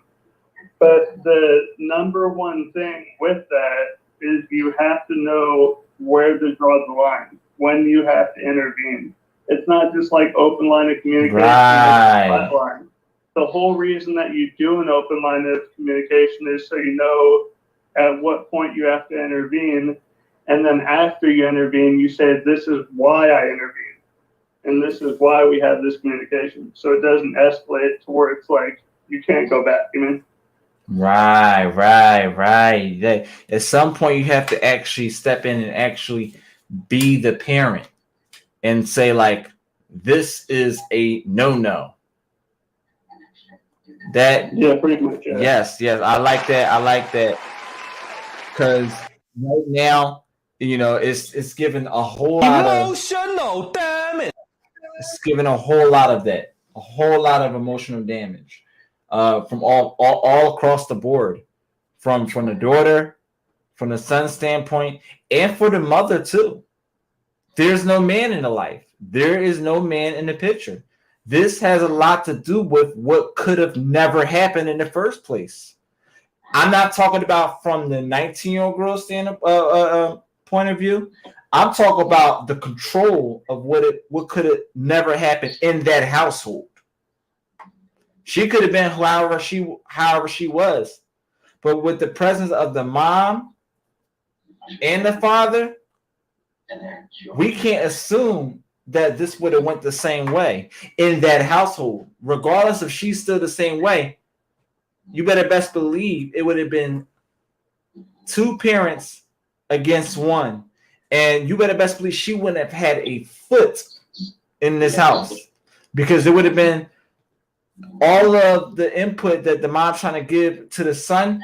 She wouldn't have had to do as much for the son if the presence of a man was there for him to play his role. Good. Wait on that and then give me a response, Alex. So So I understand, well, from your viewpoint, where you keep saying that if a man was present in the household, wouldn't have happened. Sexual abuse happened anyway. No. It don't even matter whether right. it's the presence of a man in there or not, whether they've been married. It can happen anyway. It could be your uncle, it could be the daughter, it could be the aunt, it could be any fucking body. I get what you're saying. It could be. I get what you're saying. It could be the father. It could be the father himself. I get it. I get it. But I just want to play the case scenario of what if it was It still would have happened. Whether that man was a man's man enough or anything like that, you gotta understand when it comes to raising kids will go through the loops. Kids will go through any back road avenue. Especially if it's something they don't want their parents to know. It don't even matter if they scared of they fucking fall, but they still want to do it. So if they feel as though that, you get what I'm saying, they want to go be with somebody older or they entertain somebody older, they're not going to come to the father. The parent is not even going to know until after the fact that the action has been done. Mm-hmm. Is it a greater chance so I can say, is it a greater chance that as a single mom, the son would be abused? Of course, but you cannot try to add on. Well, if it was a father. Well, that's all I'm trying to say. Like, we want to assume all the positive outcomes that could have took place if there was a father present. We want to not saying that it would never happen, but there is a whole different takes. How can I say this? There's a whole different perspectives of what could have took place if there was a presence of a man, or not a presence of a man, a presence of a father or a father figure. Let's say that. Yeah. And as far as Alex, I actually agree with him with trying to have people that's been through that with a creative outlet. And I also feel like the mother needs to really sit down with her son because he's been through a very traumatic experience. And I'm going to come out on air and say this. I've been through it too. So with the scenario I told you with the person that, had done it to somebody else, it was done to them, it was actually done to me. And it feels really fucking weird because it's like you in between realities, like, did this happen? Am I tripping? And it wasn't me. And it took me a long time to realize that it was actually happening to me. So I didn't get therapy or anything like that. It affected me. But at the same time, most of the time it was happening, I was out like a light. And I didn't really know what was going on until my body reacted. So what a lot of people understand, if you're unconscious and somebody is sexually doing something to you, you're not going to remember it, but your body does. Every time you're around this person, that's when you have your panic attacks and everything like that.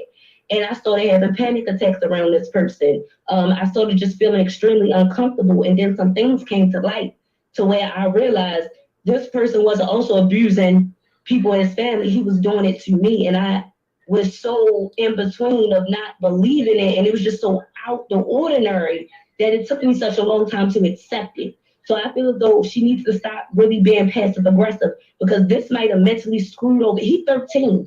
It happened to me when I was fucking 22. Going on damn near half of my, relationship. Right. And I found out about it 4 years after the fact when a friend had called and literally I put 2 and 2 together. And I also confronted, this person about it and he denied it. So knowing that she was abused, feeling like he was abused and not having no evidence of people to really, say, it's not like I can run down and say, hey, somebody touched me. What proof do I have? Wasn't nobody there. What cameras? What anything do I have? So I had to sit here and deal with having somebody actually knowing they was touching on me and knowing that I fully was not aware of it. So I feel as though with her being passive aggressive, that's detrimental to the 13-year-old because he's not going to know how to deal with it. Because I know I certainly didn't know how to deal with it. Like, do I tell people? Do I say something? What if I tell somebody and the whole time maybe that wasn't what it was, if you get what I'm saying? So as far as creative outlet, I actually went ahead and started, started getting into spirituality, tarot cards, and that really helped me understand what happened to me and to accept it and to keep moving on. I didn't have a mental breakdown behind it. Okay. You tried. That's what I was getting ready to ask you next. How did you combat this from within? That's exactly what I was getting ready to ask you. Yeah, I can. So that's how you got into the spiritual journey with yourself. Yes, as soon as I had found out about it and everything like that, I called the person that did it and I said, your such and such had told me that you came in while I was asleep. And it was a territorial thing because this person didn't want the other person to have me. He wanted to show dominance over me. And I used to work 16 hours, just people know, you know, I got Pox disease. So when I'm out like a light, I'm out. I don't feel anything. So this person decided to come in, do what they did to me, and left back out. And that person knew that I was out like a light and still allowed him to do that to me. So I also have to deal with that, knowing that somebody was right there, knowing that these people knew how this person was and what they were doing to me. And they just allowed it to happen. Huh? And they just allowed it to happen. And they allowed it to happen. And this person didn't bother to tell me that part of the story until me and that person had broke up and they wanted me. And it slipped out. And I'm like, he did what? When? Huh? And I started putting two and two together because when I was out like a light, I would wake up with no memory of me having my clothes off. I would have videos on my phone like, when the fuck we do this? When the hell this happened? Or it would be like a dream state. I would have somebody, you know, him over top of me, and I'll be in and out like I'll be asleep, but I'll be woke, if you get what I'm saying. So it kind of felt like a dream to me. Or I started having panic attacks, and this person, I would wake up and he'd be over top of me. Literally. And I just jumped up and pushed him off and was just scared for my life because I'm like, you knew I was asleep and I'm waking up to somebody over top of me. So I feel as though sexual abuse is not something to, you know, really play with. Because like I said, I didn't, you know, I told my friends, one of my friends told me, you know, what you gonna do about it? You might as well move on. And I'm like, this is something like, this was somebody I trusted. Somebody that I really, you know, gave a fuck about. So I really feel like she should have been passive aggressive, because people's passive aggressive with me. Like this, you know what I'm saying? Like the shit wasn't, you know, a big deal. But, you know, I still have issues with my kids touching me. I don't like being touched a whole lot. I don't like, you know, they want to hold my hand, they want hugs. And I'm like, hey, no, get the fuck off me, you know, things like that. But I'm starting to, you know, try to get them to like hold my hand a little bit better. And I have so much anxiety. I still can't have nobody behind me. I am definitely afraid anybody sneak up on me, I jump. And it's like my family don't know. None of my family know. My sisters don't know, cousins don't know. Nobody know that I was abused. Nobody know. And it's like I want to come out and say it, but at the same time, you don't know if it's true because it was only you and that person there. Right. So when I confronted him about it, he was like, you don't know what you're talking about. They lying on me, this, that, and the third. And at that point, what am I supposed to do? If that person is denying it, but I know they know that I know. And then at that, there's somebody we have to raise a kid with. Yeah, I'm sorry you had to go through that. But yeah, number one thing, is I had some random incident where I had an incident happen to me like when I was younger. But your best bet would be to backtrace your steps, you know what I mean, during the event. Mm-hmm. Instead of counting forward, count backward, and do it first on an hour basis, then on a 30-minute basis, then on a minute basis. Just retrace your steps for the night, you know what I mean? And then judge people's reactions the following day, you know what I mean? Yeah. And their expressions. Like you have to retrace it like a photograph. I have no input on that, and I'm extremely sorry you had to go through that. I went through like some instances of abuse as a kid that took me like years to get over it. You know what I mean? Like years and like therapy. But yeah, it is hard. You know, no one deserves to go through it. You know, nobody. You know, but it just if we like I have to tell myself it got to a point because I'm like, you know, 10 years out from my childhood, you mean, so I'm past already. But it got to a point, I mean, yours is still fresh, you mean, so you gotta handle it however you gotta handle it. But like my thing is like if I think about it, you know, 10 years out, like I'm just gonna get angry, you know what I mean? And it's like, you know, I just have to go about my day, you know what I mean? Because it's almost like, say my car breaks down and I got to change the battery, right? I can talk about it and like moan and about all my problems. And I got to do this during the week, but if I still got to change it myself either way, you know what I mean? So that's 10 years out. If it's still fresh in your mind, you have to handle it however you got to handle it. I have no advice on that. And I appreciate it. And like I always said, like most of the time, you know, I would sleep. And then back then, I was really going through like abusive type of relationship. So I started taking, you know, medication to sleep and everything like that. So I felt like partially was my fault. Because if I didn't take it and wasn't out like a light, I would have been, you know, you start blaming yourself. You start, you know, feeling like, you know, maybe it was partially your fault. Like if I didn't take those Benadryls and, you know, drink all those. Your anxiety would have went through the roof. Yeah, even if you have to write it down, like you have to write down your steps backwards, do that way. I mean, because it might be hard to recollect it if it's from. I mean. Yeah, and that's how I feel because, like I said, since I was so like, you know, pretty much kind of drugged out because I can't accept that because, like I said, it was verbally abusive. So I had got to the point where I was at the bottom of the barrel and I could, you know, he couldn't even allow me to sleep. So, you know, I would, you know, take medication and stuff like that just to sleep. And I just felt as though, you know, it was partially my fault because I'm like, you know, maybe if I didn't take that, I would have been more self-aware of him touching me. You know what's correct in your mind. I mean, it doesn't matter how other people feel or who you upset. You know in your mind, you're conscious what's right. I mean, It doesn't matter what anyone. You're not here to please anyone else. I mean, if it bothered you, it bothered you. I mean, and it's flat as that. I mean. You might be someday in the situation where you see one of your children go through that. And like, what would you tell your kid in that situation?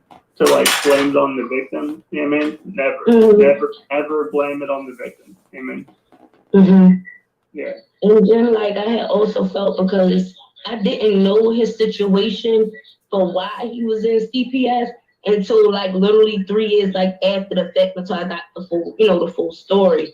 And it was involving, you know, a family member, and I kind of got two together for why, you know, he acted similar towards, you know, the person, how can I say, the family member acted similar towards, I act towards him now. Like, you know, so reclusive and just, it just makes me jittery every, you know, time he around because it's like, in my heart, I know he did it.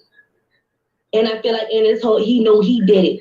But it's like he can't face me because it was done to him as a child and he done it to other people. And he don't, you know, I understood that he loved me, but the way he loved me was so dominant.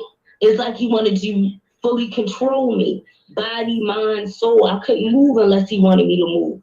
You know, I couldn't sleep unless he, you know, he made it sure, you know, I wanted to sleep. It'd be times when I was just so, you know, out of it from working so much, I would sleep. And this man would literally wake me up out my sleep, whether I had 5 minutes sleep or anything, because I was being too lazy, if you get what I'm saying, if I even decided to rest. So tied back to this whole situation, I feel like she shouldn't have been so passive because I'm a grown woman and I'm still dealing with this. Like, I'm a grown woman and I still have times where I will drink myself underneath the fucking table. And I'm trying not to use substances to hide it because I'm trying to feel it. But boy, oh boy, those emotions. When you think about, I keep replaying in my mind what happened, the parts that was missing. Like from me going to sleep on the couch, from me waking up without my clothes on, or from me being so underneath his spell, I would let him do some of the most disgusting shit for us sexually. You get what I'm saying? It was like mentally he had me. And I always was like, I'd never be that type of person to be in a verbally, you know, abusive relationship. You never know what the fuck you're going to do until it happens. Yeah. And I felt this. Wait, I'm sorry. Did you say a verbally abusive relationship? It was verbally abusive and it was also sexually abusive. I say that. Oh my God, I say this too many times, and I'm not trying to use this to compare to what you're saying. I'm just trying to use it as an example. I had some case scenarios when women spoke to me and they screamed a narrative about men being like physically about being abused, and when they saying abused, usually they're referring to physical abuse. So when they say that, I would say, well, you know, who was more abusive? Was he more abusive physically, or were you more abusive verbally? I was just basically saying that what you say out your mouth matters. What you say to people really matters. And there is so many people who are so verbally abusive, it triggers the other person to respond physically. Mm-hmm. And see, my issue, so like I said, as far as you know how people always say, well, why you stay? You saw the red flags. Let me tell you something. A person will sit there and listen to everything that somebody did to you, and they will shapeshift into exactly the opposite to get with you. You've been cheated on. All right, I ain't gonna cheat on you. I ain't gonna do this. They're gonna shapeshift into whatever they want whatever they want you to perceive them to be. And once they do that, once they give you all that love, that's when stuff is start turning into little comment. Like, why you got that on? You look like a whore. Why you get what I'm saying? And you think it's, just, they being jealous and stuff like that. And then it start getting worse. So it started being verbal. Every time I would go out and dress up, why you look like a whore? You probably dating this, that, and the third. And then it started to being, oh, you don't do nothing around the house. You don't do this. You can't even do this right. So when you hear that repeatedly, because me, I'm the type of person, I always gave him love and encouragement. Now that sounds like somebody what I was talking about to you before, as far as that disorder, that sounds like a true the traits of a narcissist. And that's exactly what he was. As far as mental disorder is, mm-hmm. Like they can't control it. Like it's just they can't control it. It's a mental disorder. Exactly. And the more I started to, pick up on it and started to, notice it. And I'm saying, like in the beginning, like I said, there was no red flags. He did for me and my child. I did for him. We was tight. We was like a team. So it was like he switched up overnight when I started noticing he had multiple personality disorder as well, because I wasn't the first person that had noticed it. One minute he'd be fine, cool, calm, collected, the most loving husband, father. The next day, it's like the person didn't even know you. It's like his whole face was cold towards you. And his friends noticed, his family noticed, especially when he started drinking. So he was in and out with the cheating and everything like that. And I think it finally ended up catching up to him, because COVID narcissists can only do it but for so long. They can only be that way but for so long. And it's like it's a completely different person, because I had to come to a realization that the person that I was with, that I was married to, was not the person that he really was. I had to accept that. I had to understand that he shape-shifted. And I had to understand, I also had to understand that it partially wasn't my fault. This is how this person perceived himself to be. And for how long. And he did it for a good 2 to 3 years. I had no issues with him. And then he started cheating and, drinking and falling, back in. And I feel like the more he fell into it, the more he dragged me with him. So it was like he knew I was a good woman, but that dominance, he wanted to show that he was better than me. Because when he met me, I had money. You know what I'm saying? I had money. I had the whole nine. I was the fucking table. And by him being verbally abusive of everything, he made me feel like I wasn't even a dish on the table. And when I sat there and realized that, I was like, I swore I'd never be this person, but now I'm stuck. Now I'm confused. I don't understand why people say they froze. Because you don't think your partner will ever do that to you. You don't think that your partner will be your biggest hater, the biggest one that's trying to tear you down. And when they really reach the point where they got you, where they want you, where they take you at your lowest, it's the most god-awful feeling as the victim. Because you sit there and you constantly try to figure out how you got caught. And then you realize there was no fucking red flag. Just exactly like the 19-year-old woman. It makes all the sense. Mm-hmm. Makes all the sense. Yeah. And that's why I say the sexual abuse thing, is really nothing to really play with. This stuff even go two ways with somebody that's been abused. They can either stop and try to heal, or they'll do it to somebody else. And he was doing it to other people, and he has a sexual addiction, and I'm not the only one he has done it to. I thought it was just me. I thought the motherfucker hated my soul. And I'm trying to figure out what the hell I did. Like, nigga, I was the best motherfucker. So again, you gotta understand, with COVID narcissists, they only change supplies. Once they feel as though they got the most out of you, That's when they go to the other person, but they're not gonna leave you alone until they got another main supply. So basically they hunt on their prey. Yes, they do. It's a game to them. It's a game. They're the predator and you're the fucking prey. They want to know how much they're going to be able to get out of you. And once they're done, they're going to move to the next one. And everything that was done to me is now getting done to that person. But it's only karma because, again, if you mess with a married man, that's what you get. Mm-hmm. So now she has to deal with it. And, I actually paid attention, especially when we were on the phone, I understand Spanish quite well. I might not speak it, but I know the tone of it. And the same aggression that I had got is the same aggression she getting now. Mm-hmm. It never changes. Even with family and friends, when you meet a COVID narcissist, they try to make it seem like their mother is the issue. Their siblings is an issue. But take the time to talk to the family.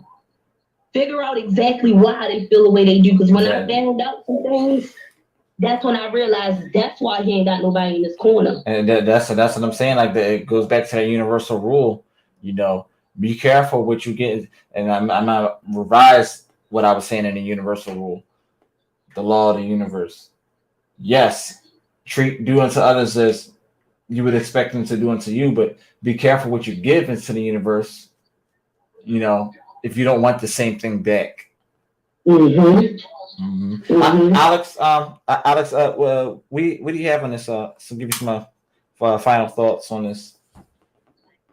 Yeah, that was deep, man. That was very, very deep. It's I guess like if you're trying, like I'm not really sure like what point you're at, like if you're leaving the relationship or you're still in contact with the person or you're recovering from it. I'm not really sure like where the timeline is. You know what I mean? Yeah. We're still married we're still married. We broke up about 3 to 4 years ago. So I still consider him, as my husband because legally, he is. But we've been apart for 3 to 4 years and I've been mentally struggling with coming out the relationship because it's not something that you can straight come out of. I've been trying to heal for a good 3 to 4 years from behind it, and I feel like I'm starting to come out of it. But at the same time, it's kind of a struggle. Some days, I got hit the bottle because I'm like, man, this too much. Like I'm remembering too much. I'm remembering the way he looked at me, the way he looked down on me, how much disvalue he had for me. Shout out to the only thing is if you're trying to retrace your steps from trauma, right? Because I do recall like my instances when I was younger were minimal, right? Mm-hmm. Even like retracing my steps from like the trauma I went through, I kept a journal that I logged every day. Just regular stuff like notes, whatever. Because I was still like at a small mental capacity when I was 17, 18. Because of all the trauma that I went through, as a youth. And as I kept journaling every day, and it was just simple stuff at first, and I keep digital notes now, but it's this is what helped me get through because I was so depleted of my innocence as a kid, I remember then the notes I started recollecting the hardships I went through in life. And it was hard because there was instances where it was so hard to actually write that out, to retrace my steps. I knew in my heart what was right, that I actually cried. I didn't tell anyone, but as an 18-year-old, I actually cried. But the thing is, writing was an outlet to me, to where I would write poetry, whatever was on my mind, and it helped me get past that to where I was able to grow my mental capacity without having, and I got more therapy out of that than any therapist I've ever seen in my life. Just doing that internally. Because even if you were to go to therapy or something like that, you're limited to a 30-minute session you pay versus personal wellness. So whether that's seeking that artwork or whether that's seeking that yoga or meditation or whether you find your outcome in spirituality, you need to counteract that with retracing your steps so you just don't go off the deep end and then drive into something further than that from retracing your steps in order to grow. Go. Okay, so as far as writing, he definitely right on that because I'm a writer. I always wrote. I was really good at what I did in, high school and stuff like that. And I actually tried to sit down, write it out. And I feel as though my biggest blockage is the simple fact that when I love deep. And this is the only man in the world I ever loved. This is the person I saw that I was going to have kids with, rock it out with. And I lost so much. Like I had, two miscarriages I had to, deal with. And then, face the fact that my husband is telling me that, I'm not even worthy to, have another one, like completely, change plans. And I've been trying to like write, and it's like, I feel like my issue is I'm blocking out how deep it hurt me. Like this virtually changed me. I used to be innocent. I used to, trust, give all my love and everything like that. And I feel like now at the period of where I'm at spiritually, I'm so guarded. It's like, you get what I'm saying? Like, I can still be open, but at the same time, I'm not as free as I used to be, like, before I had, met this person. So I think for me, it's like, this is literally somebody that I had a soul tie with that I love with all my fucking heart. And I have to really face the fact that this person really did this to me. And they knew they were doing this to me, and they still went above and beyond to hurt me. Yeah, well, the thing is, to react to that, right? And this is just more to encourage like a creative outlet. It doesn't have to be writing. I mean, I actually didn't introduce myself to journaling, right? It was actually what happened is one day, like on one of my birthdays, right? Like when I was like 15, whatever, my sister bought me a journal. I mean, I never had been a journal person in my life. I had anger problems and left and right, and just so much stuff as a result of the hardships that I went through as a kid, and the journal was like a really nice leather-bound journal, and on the front of it said one phrase. It said, "Be the change you wish to see in the world." Amen. And that stuck deep with me, and I rolled it over in my mind, like I always rolled it over in my mind. And every time that I would write in my journal every day, I would think about the first one that I ever owned that said, "Be the change you wish to see in the world." And when we get to that point, right, to where we stop relying the outcomes that we expect out of others to, present themselves to us, we embrace change. We look forward to change. It's almost like a flower blooming. And it's kind of like the same way with overcoming trauma. Instead of fighting it and being like, "Why me?" we embrace change. We instead of waiting for that perfect soulmate to just come out of the woodwork to save us, we fight. Like we don't just are instead there. We fight to be the change that we wish to see in the world. Amen.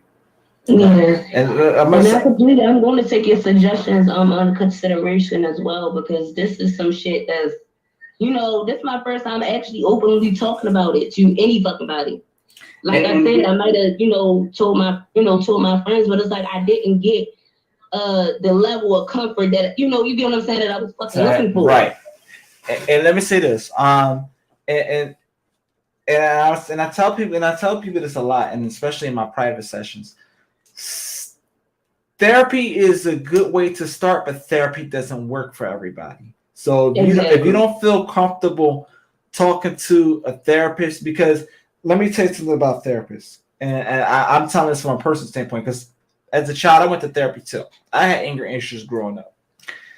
A therapist can only help you, but so far, because if a therapist has their own issues going on, they cannot help you. They can't.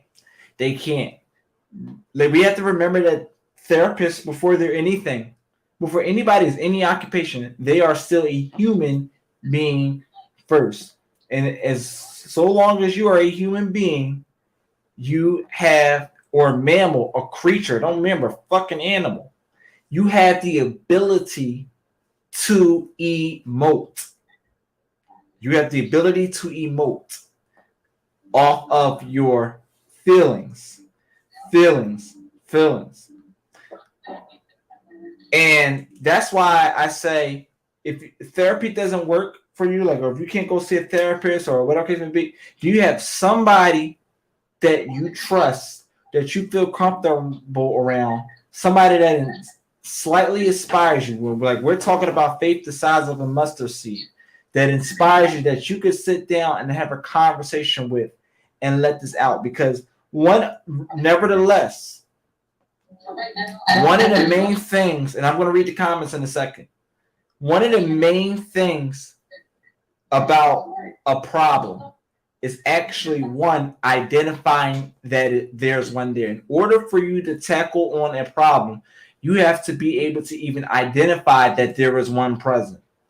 Once you're able to identify it, and sometimes it takes, like you said, years for people to actually even identify that there was actually a problem, because you don't want to do the next thing. Once you identify the problem, you want to go to the next thing.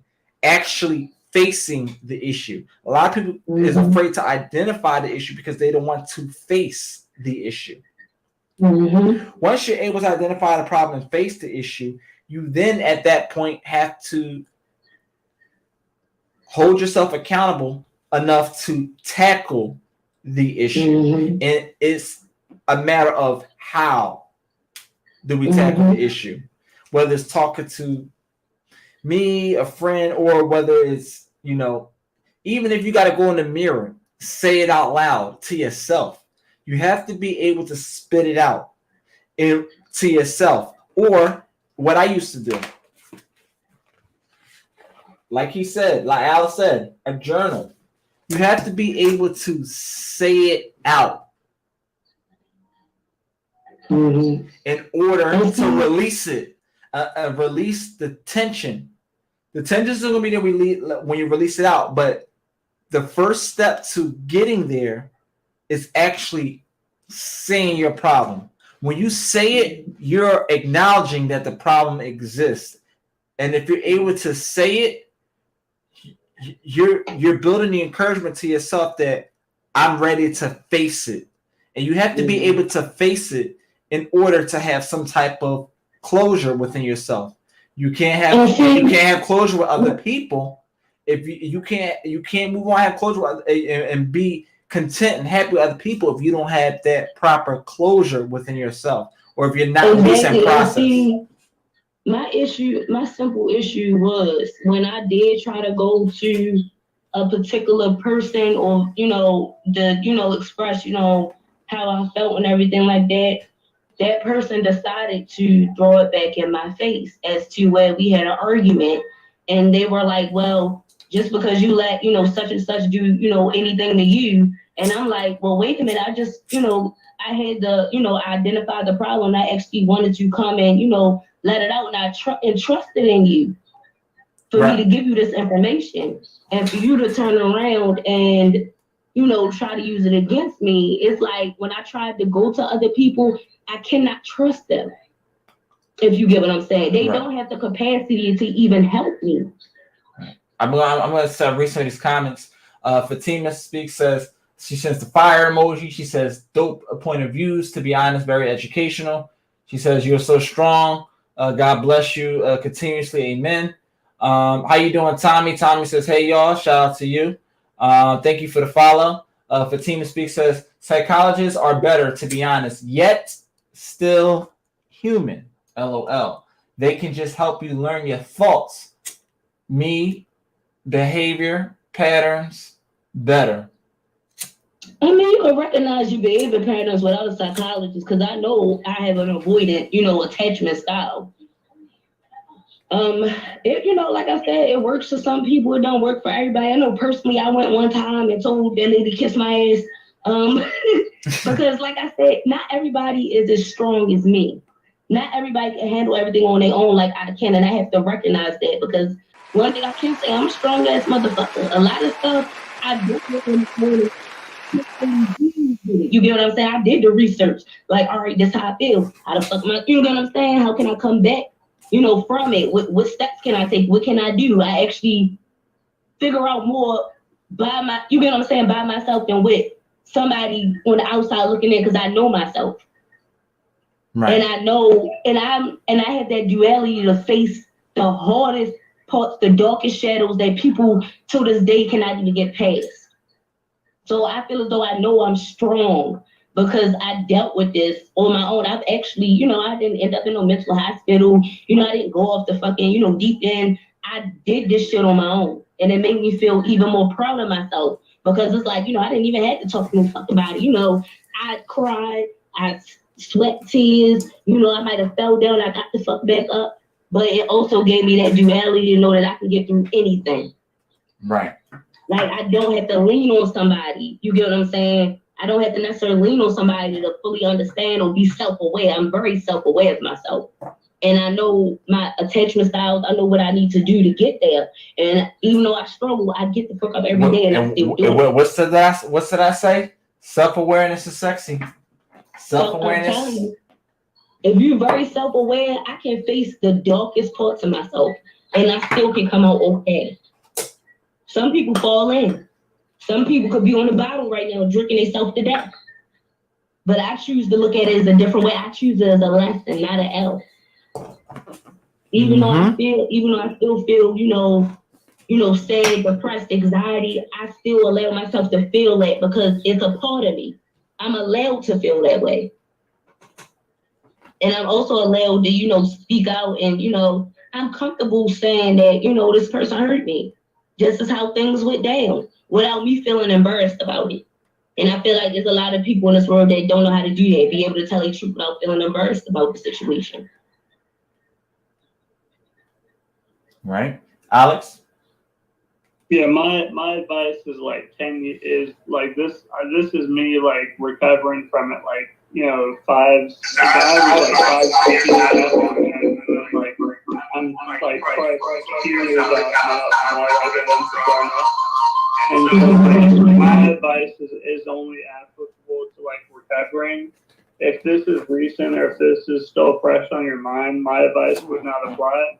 Like when I went through these situations, like of my trauma, I was too young to be in a position to react accordingly. I mean, I was not in it like, and you know, I was still in the childish mindset. I mean, your situations, if they're still fresh on your mind, you gotta just react accordingly. I mean, and yeah, my advice wouldn't apply for that. So don't think that you have to just keep it bottled in if that's not the case. I mean.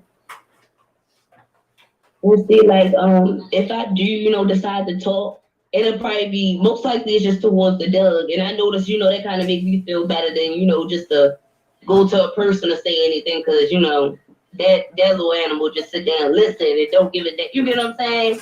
So I feel it's on me what a lot of times when I tell people. And that's important because you have to be careful who you pour your energy into. Exactly. And I can't just do it. You know, I can't pull and I know this, I can't pull my energy just to anybody. Not even friends, even ones I've been with in the sandbox. Yeah, and usually what I tell, like my mom's a single mom, right? So I have to kind of be the one that protects her. You mean when she's going through the dating game, I have to be the one that kind of protects her and puts my foot down. You mean if some guy's like weird or crazy, I mean. But the only thing is that I have to tell her in those situations that I have had to step in before, like when I escalate it, you mean? Because I'm kind of like, I did have to become like the man of the house at a young age, you mean?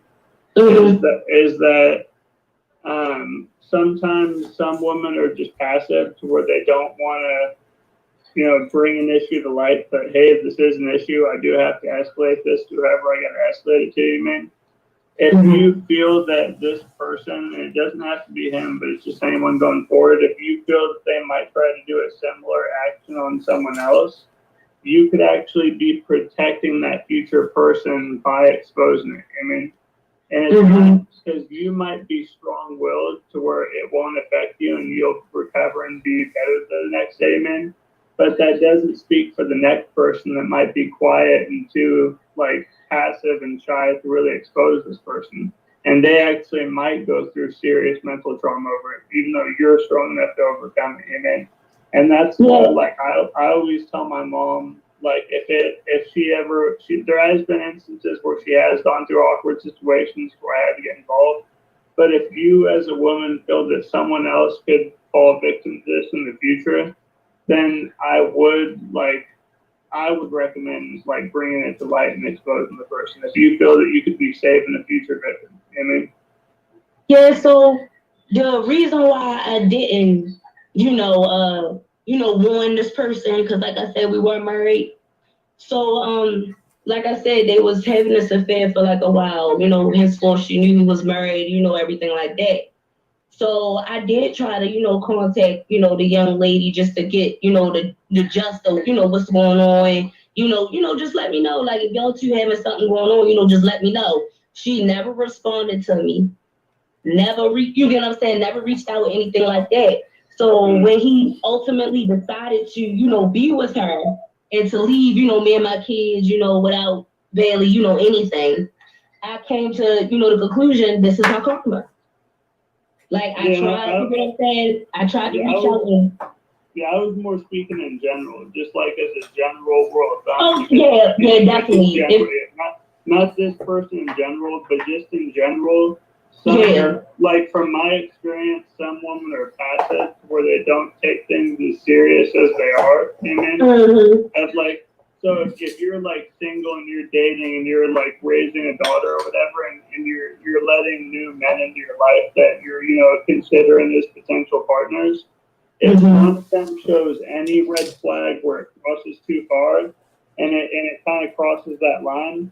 I just feel like if you don't put your foot down and expose the person, if it got to that point, it's almost a must because they could try that shit on someone else. You see what I'm saying? And that other person might not be as strong-minded as you. So I understand exactly what you're saying because I had just got out of a relationship when I saw that red flag. I got the hell up out of Dodge, and I literally said, to everybody, I was like, because this person tried to, spin it on me, and he was a narcissist, a covert narcissist, and I picked up on it right off the bat. And I'm telling, telling everybody like, no, y'all need to watch out for this motherfucker because he not only doing it, trying to do it to me, he did it to his, and it's all based off of him being upset because his girlfriend had not shown him the same affection. So he's out here doing it to other women, including me. So I made a post like, look, I'm telling y'all right now, this ain't somebody I want to fuck with. So if y'all want to go ahead and do it, feel free. But the way he was set up, it was equivalent to my husband, but it wasn't so much malicious. But you could definitely tell this type of person that if you go to sleep one out over, he'll shoot you. Literally, and I'm not even playing any games. I felt like my life was in physical danger if I ever told this man no. So I definitely try to, save people, but not everybody likes to listen. I mean, at least you made the statement though. I mean, that's all you can really do. I mean, but at least you weren't like quiet. I mean, that's right. That's the worst. Yeah, that's the worst thing you can do is just be quiet, man. Completely, and not speak your mind. That's the worst thing you can do is just be complacent and just watch someone else suffer. Yeah, and I had put my foot down with him because he wanted to come back and try the relationship again. And I told him, until you change, the door is closed right here. Yeah. And he has never come back. He hasn't been back since. Yeah, it's very important that you give. It's very important that you give. That you can at least confront the issue at some point, because whether you get the response that you want. All right, it's like, for example, it's like a child who never met their father, right? They meet their father years later and stuff like that, and they had the heart of a lion. They wanted to meet them so bad, and they finally meet them.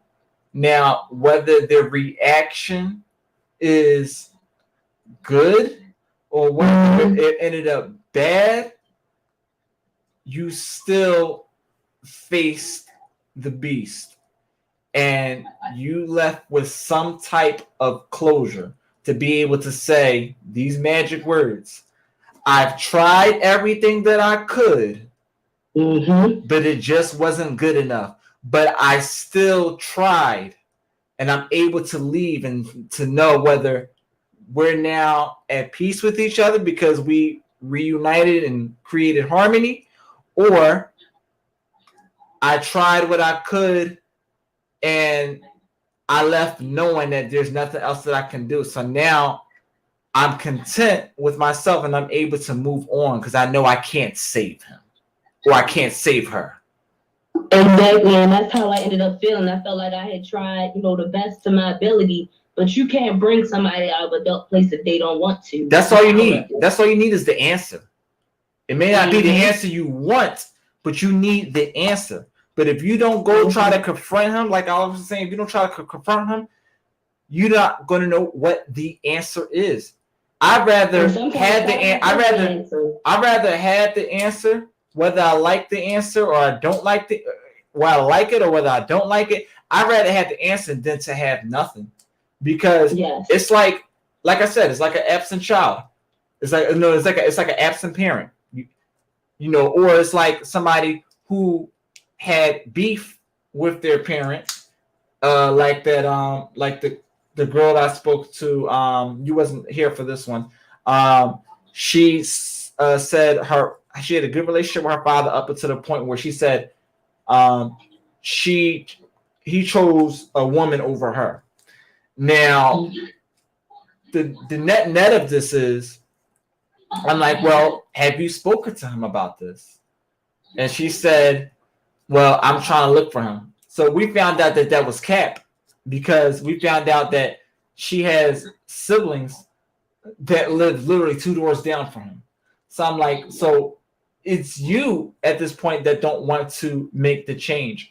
You have to want to combat. He don't feel the type of way. You do. And until you confront him about it, you're not going to walk away with closure. You're not going to walk away and be able to say, okay, I didn't get the result that I wanted, but at least I got to speak to him about it. So now I can walk away with this burden that's on my chest, this burden that's on my head.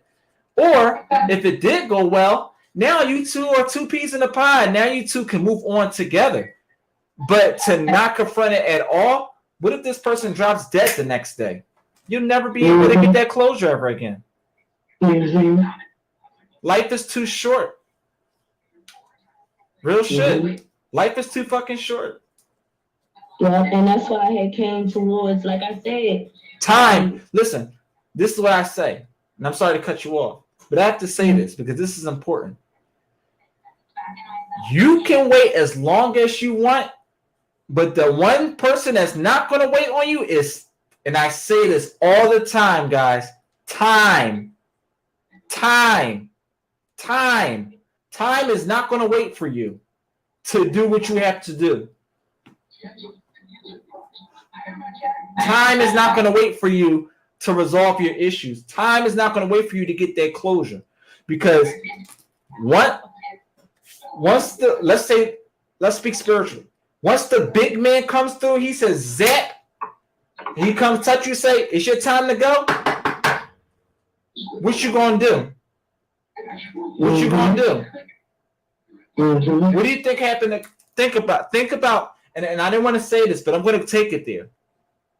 And I'm a big supporter of him. May he rest in peace. Think about Kevin Samuels. Kevin Samuels had pain in his chest, and the woman that was with him, she told him, "Go to the doctor. You need to go to the hospital." And he ignored the message. He thought he was, in this particular case scenario, he thought he would be fine. But because he didn't go address his issue, it's like this man was on a marathon. He was on a run. He was on a roll like Cottonelle. You never know, and you never know when your time is coming. And unfortunately, he went into, I believe he went to cardiac arrest because he didn't go to get it checked out. He don't know whether he would have been able to combat the issue that he was having in his heart. He didn't know because he never even went to go check about it. He never got to go confront it. He never went to the hospital to see what could be done, whether it was something that he was going to be okay with, or whether it's something that he wasn't going to be okay with. He never even went to go. And just like that, it's over. So that's what I'm saying. Life is too short to be playing the fuck around. Mm-hmm. You have to. And that's why everything that ever happened, I confront. I always go head first. It's never a second thought about it, because I'm gonna say what the fuck I gotta say, whether you gonna accept it or not. I know I said it, and I know I'm expressing you how I feel. So when I see you in that casket, I know I told you every single thing before you walked on off this motherfucking earth. So that's why I said with me, I always, found myself different than the population, because I can face it. Like, I don't even give a damn if the person left me in the street for dead. The very next day, I'm gonna throw my clothes on and go confront that person. Why the fuck you do it? And I'm gonna tell them what I think of them and keep it moving. Right. Like, life's too short to be scared. I don't care what anybody do to me. I'm confronting. I need to know what's up, what's going on. Mm-hmm. But in silence, like I said, silence sometimes is my closure. Because if you feel as though all I deserve is silence, then you felt as though you was justified for what you did to me. And so all in all, what? This is my closing question, and I'm going to start. Alex, I'll start with you. What do you? Let's talk about a course of improvement. What do you think this mother should? The damage is already done. How it happened, how she already confronted him, and all that stuff like that. What do you think that the mother should, if you was the mom, right, in her shoes, what should she do? What do you think she should do with him? How do you think she should reapproach this situation with her son? Forget the daughter. She can't save her. I'm talking about her son. What should she do with him? What do you think that she should do as far as changing course? Well, one, especially that age group, kids in attention spans are very, very short. So, like I said, I would recommend her finding a creative outlet for him. I mean, whether that's sports, whether that's artwork, whether that's like their son, that's why we have electives. I mean, some creative outlook, because a kid's attention span is so short that within a week he will completely forget about that night. I mean, that's what I would recommend. Just something that exercises the left side of his brain, because then once he expresses that, kids get competitive, and then they become competitive in creative habits, and then that's when you can really get the benefit, because it's a way to express yourself and you're embracing that expression, Okay. And anything else? Well, one, if that girl was there she had to been there for hours for them to work the plane to the bed, So all of that makes me think is, obviously the mom wasn't home, so that kid was part of the house all day. So he could have been doing ding, ding, ding, ding, ding, ding. Something productive.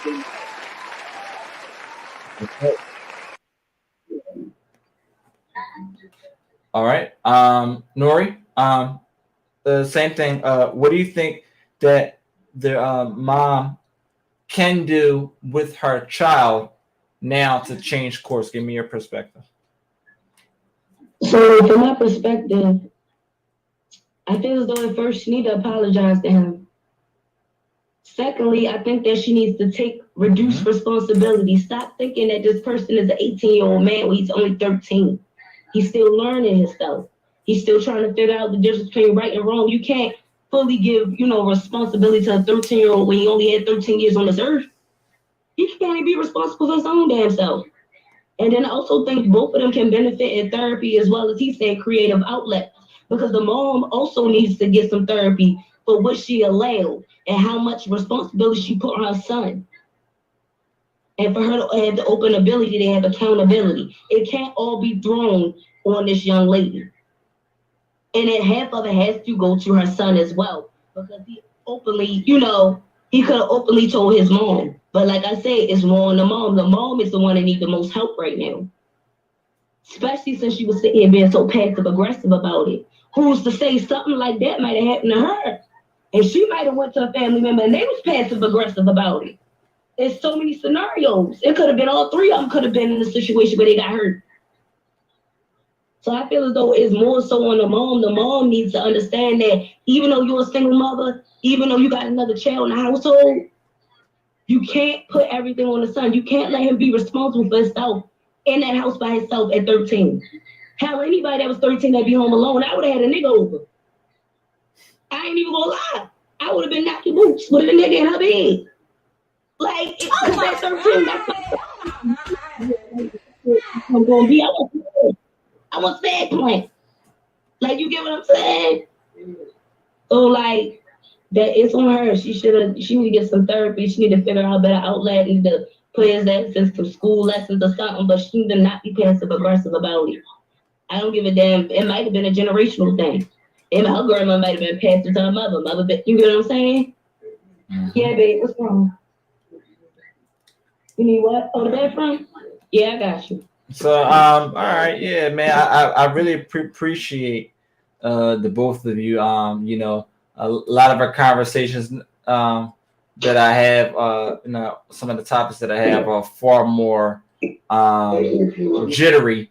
But you know, once in a blue moon, you gotta have, you know, a serious conversation on some of these things, because you know it matters. Yeah, this is just a TikTok video and got views and stuff like that. Of course, you know what I'm saying. But there's a deeper aspect into the psychological part of this, which if I can catch a psychological part about this, you know, it's something that I'm going to want to share with the public, you know, because this can help somebody out there that is watching this now, somebody that sees this later.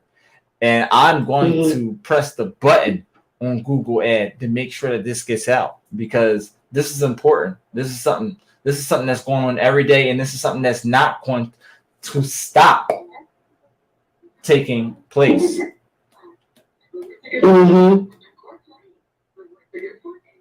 A disorder is something that's never going to end. And if we could just touch one person at a time, at least just one person, that's better than one less person that we were that's better than one less person that we were able to reach. All right, I enjoyed the two of you. I'm gonna put it back on my screen here. Appreciate the two of you. Take y'all off, but I really thank y'all so much for going on and putting your words and, you know, having the courage to speak up, Nori as well, and share some of your personal experiences. But I'm gonna take y'all off from here. Appreciate y'all. Thank you. You're welcome. Yes, y'all. So that was good. That was a good conversation. Those of you who are just tapping in, I'm going to play the video one more time so I can catch y'all up what we're talking about here. We're talking about the mother who catches her 14-year-old son in bed with a 19-year-old woman. We dug into some of the psychological aspects of this, why we think this took place. And pretty much, I'm going to play the video for y'all one more time. I'm going to play the video for y'all one more time, just so y'all can hear it. Because, yes, that's important. Give me a second here. Those of you, I see some new faces joining in. Hi, how you doing? Thank you. Thanks for stopping by. I'm gonna play it one more time for them so they can see it. You'll see it on this phone right here. Give me a second here.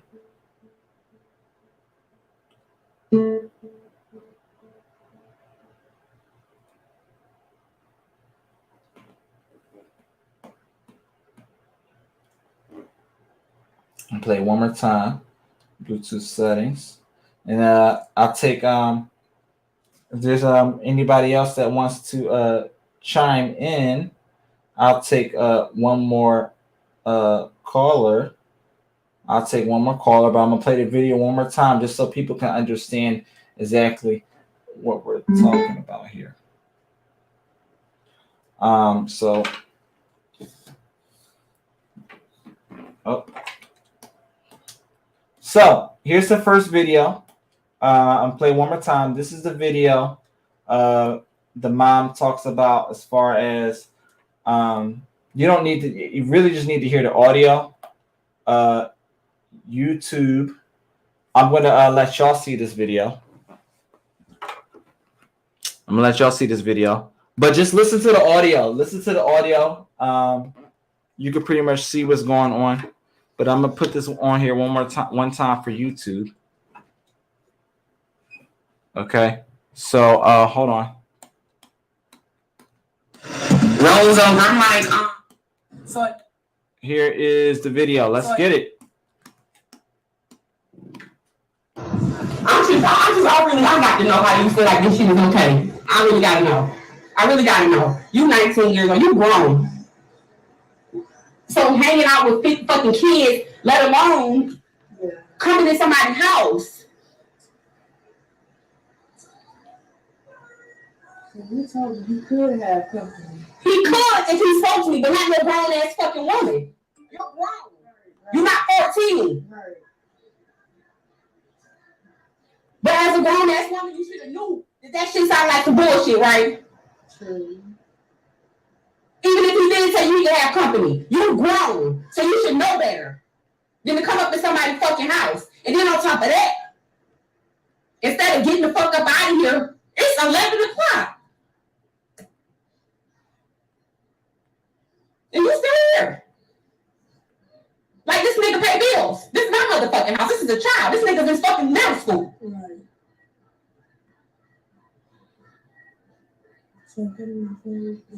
Hurry up. For real. Because I'm trying to be patient and I'm trying to be calm. That was the first video. So she catches the daughter. As we could tell, it sounded like by the conversation, the daughter had like no regard whatsoever to the situation. Like she just blew it off nonchalant, like, okay, hey, you caught me. This is the second video, part 2 of her explaining her interaction with the 19-year-old girl. I go back to his room and homegirl's still in the bed. So I'm like, okay, she need to get her ass up. You know what I'm saying? So my plan was initially to talk to her parents. We was going to have a conversation about your daughter sneaking in my house in the middle of the night, whatever the case, right? That was my initial plan. So, hello, ma'am, wake up. So she gets up, rolls over. I'm like, so do your parents know that you're here? She was like, yes, ma'am. I said, so your parents know that you are spending the night at a boy's house? Well, I live with my older brother and my older sister. I said, well, how old are you? 19. I said, do you know how old my child is? When you just friends, I just be looking out for him. Him and his friends, I just be looking out for him. First of all, bitch, get your, and she's still laying down, y'all. She's still laying down. Get your ass up, ma'am. My son's motherfucking dead, okay? So she gets up. I said, do you know how old my son is? He told me he was 14. I said, he'll be 14 in September. He's 13 years old. I know, but I said, did y'all have sex? No, man, no, I wouldn't do that. I'm not having sex with him. You wouldn't do that, but you would bring your grown ass in my motherfucking house and get in my baby's bed, bitch? Let me talk to you. So she comes out to my living room, and I could tell at that point that she didn't have it all there just based on the way that she was responding when I was talking to her. She was responding like a child.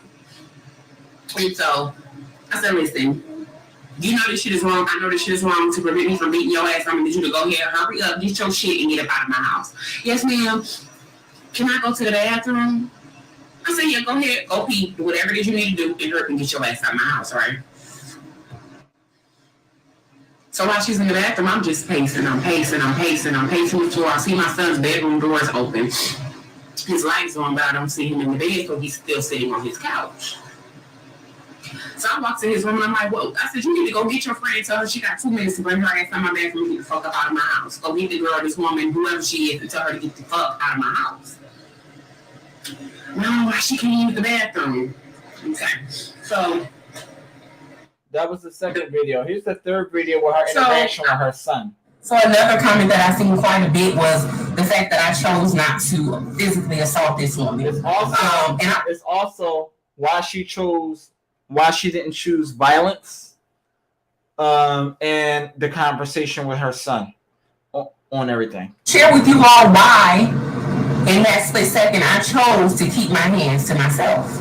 So my son and I have a very open line of communication, right? There are no secrets in my home, and I chose for it to be that way because I would much rather know what my son is doing than to make him feel as though he needs to lie to me and then I have no clue what's going on in his life. And so there are no secrets in my home. I tell him what he needs to know and he tells me what I need to know. And so when I asked him, did they have sex, and he told me no, I chose to believe him. I chose to trust his word, right? And I'm also a huge believer in, choosing your battles. This was not a moment in which I felt like I needed to pop off, because I don't want to lose that open line of communication that I have with my son. Also, again, I'm a single parent. And so at the point that I chose to lose my shit and assault this lady, regardless of the circumstances, the law is the law. And when you assault someone, you can go to jail. And I know a lot of people say, I would be in the jail, I would be behind the jail. I don't care, and that's all fine and well until you're actually faced with a situation in which you could really go to jail, right? I have 2 children that I have to take care of, and I also have a job. And the work that I do, I give people jobs, right? So I can't have an assault charge on my background and continue to do the type of work that I do every day. And it's important to me because I have 2 mouths to feed. Well, 3, including myself. I have bills to pay. I have things I have to do. And so it's not that easy to just make a split-second decision and decide you're going to beat somebody's ass, go to jail, lose your job, and potentially lose your children. So, yeah, man. So that was pretty much what we were discussing. Video 1, people's views on the actual scene itself when she caught them in the bedroom with each other. A 19-year-old adult with a minor. The second video, reaction and thoughts on her interaction with the daughter, and the third video, her reaction on why she didn't choose violence, and but what should have been done still, which police report definitely should have been filed. She definitely should have definitely had a charge on that. And we went into the psychological aspect of it. What possibly led to this over the years? What led to this day? What possibly could have been prevented? And we went into all kinds of psychological aspects, family aspects. The conversation with her son, and most importantly, what she should do with her son moving forward. What should she do as far as a course of action, as far as, how she should move forward with her son. So that's all the things that we were talking about. So I enjoyed y'all. If anybody else wants to get on, I'll give y'all a few more minutes before I go off. We definitely went an hour past time, but I really enjoyed the conversation. I'm going to give y'all one more opportunity to get on if you want to. I'm just going to click on a random name, and if you decline, that's fine. You decline, that's cool. Just want to see if I can hear from one more person. If not, then cool. If you want to cover your face, you don't want to be seen on camera, that's cool. Just click the camera thing. But if you don't want to hop on, that's fine. We definitely are 3 hours into the show already. But that's it, man. I mean, besides that, new announcement. I have been going live. I haven't had shows back to back. But starting next week, we are changing course in the social media streets. I will only be going live in effort to have a nice, massive audience. I'm only going to go live. I'm only going to have a live show one time a week starting next week. It's going to be every Friday night is when I'm going to go live. There will be no shows on Monday, Tuesday, Wednesday, Thursday. It will only be on Friday. So you have to catch me on that Friday. It's either going to be at 9 p.m. Eastern Standard Time or 10 p.m. Eastern Standard Time. One of those two times. So make sure you catch me because that's the only time I'm going live on YouTube and Instagram at the same time. Mainly, I will be on YouTube. So get used to using YouTube because that's where I'm pushing the content. And if you want to see this video, the full version of this video, click my YouTube. This link will be uploaded to YouTube. The link is already in my bio as we speak. The link doesn't change because I'm live. It'll be the same link. You can click this in my bio and you can see the full YouTube version of me in my podcast studio. You'll just hear the audio of the voices that I spoke to. You won't see their faces. So with that being said, I will see you guys next Friday. If you catch me live on Instagram, that's because I'm on other people's platforms or I decided to do a random late night talk. But the main show will only be once a week, every Friday night. So thank you for everybody for hanging in there with me. And I will see you guys next Friday. And as always, I thank you guys. If you F's with your boy, subscribe to my YouTube channel, Relationship Talk with G's. That's Geez. And if you really F's with your boy, let me just go ahead, YouTube, and go ahead and put that Cash App in there. Our Talk Sessions or A1 Everything A1. With that being said, I thank all of you tonight for hanging in there. Relationship Talk with G's, where our conversations aim to keep you pleased. I'm your boy, A1G's, and you have been welcomed into the Guru's house. But as we always say, it's time to put your shoes back on, and you ain't got to go home, but you got to get the hell up out of here. Deuces. We are over and out.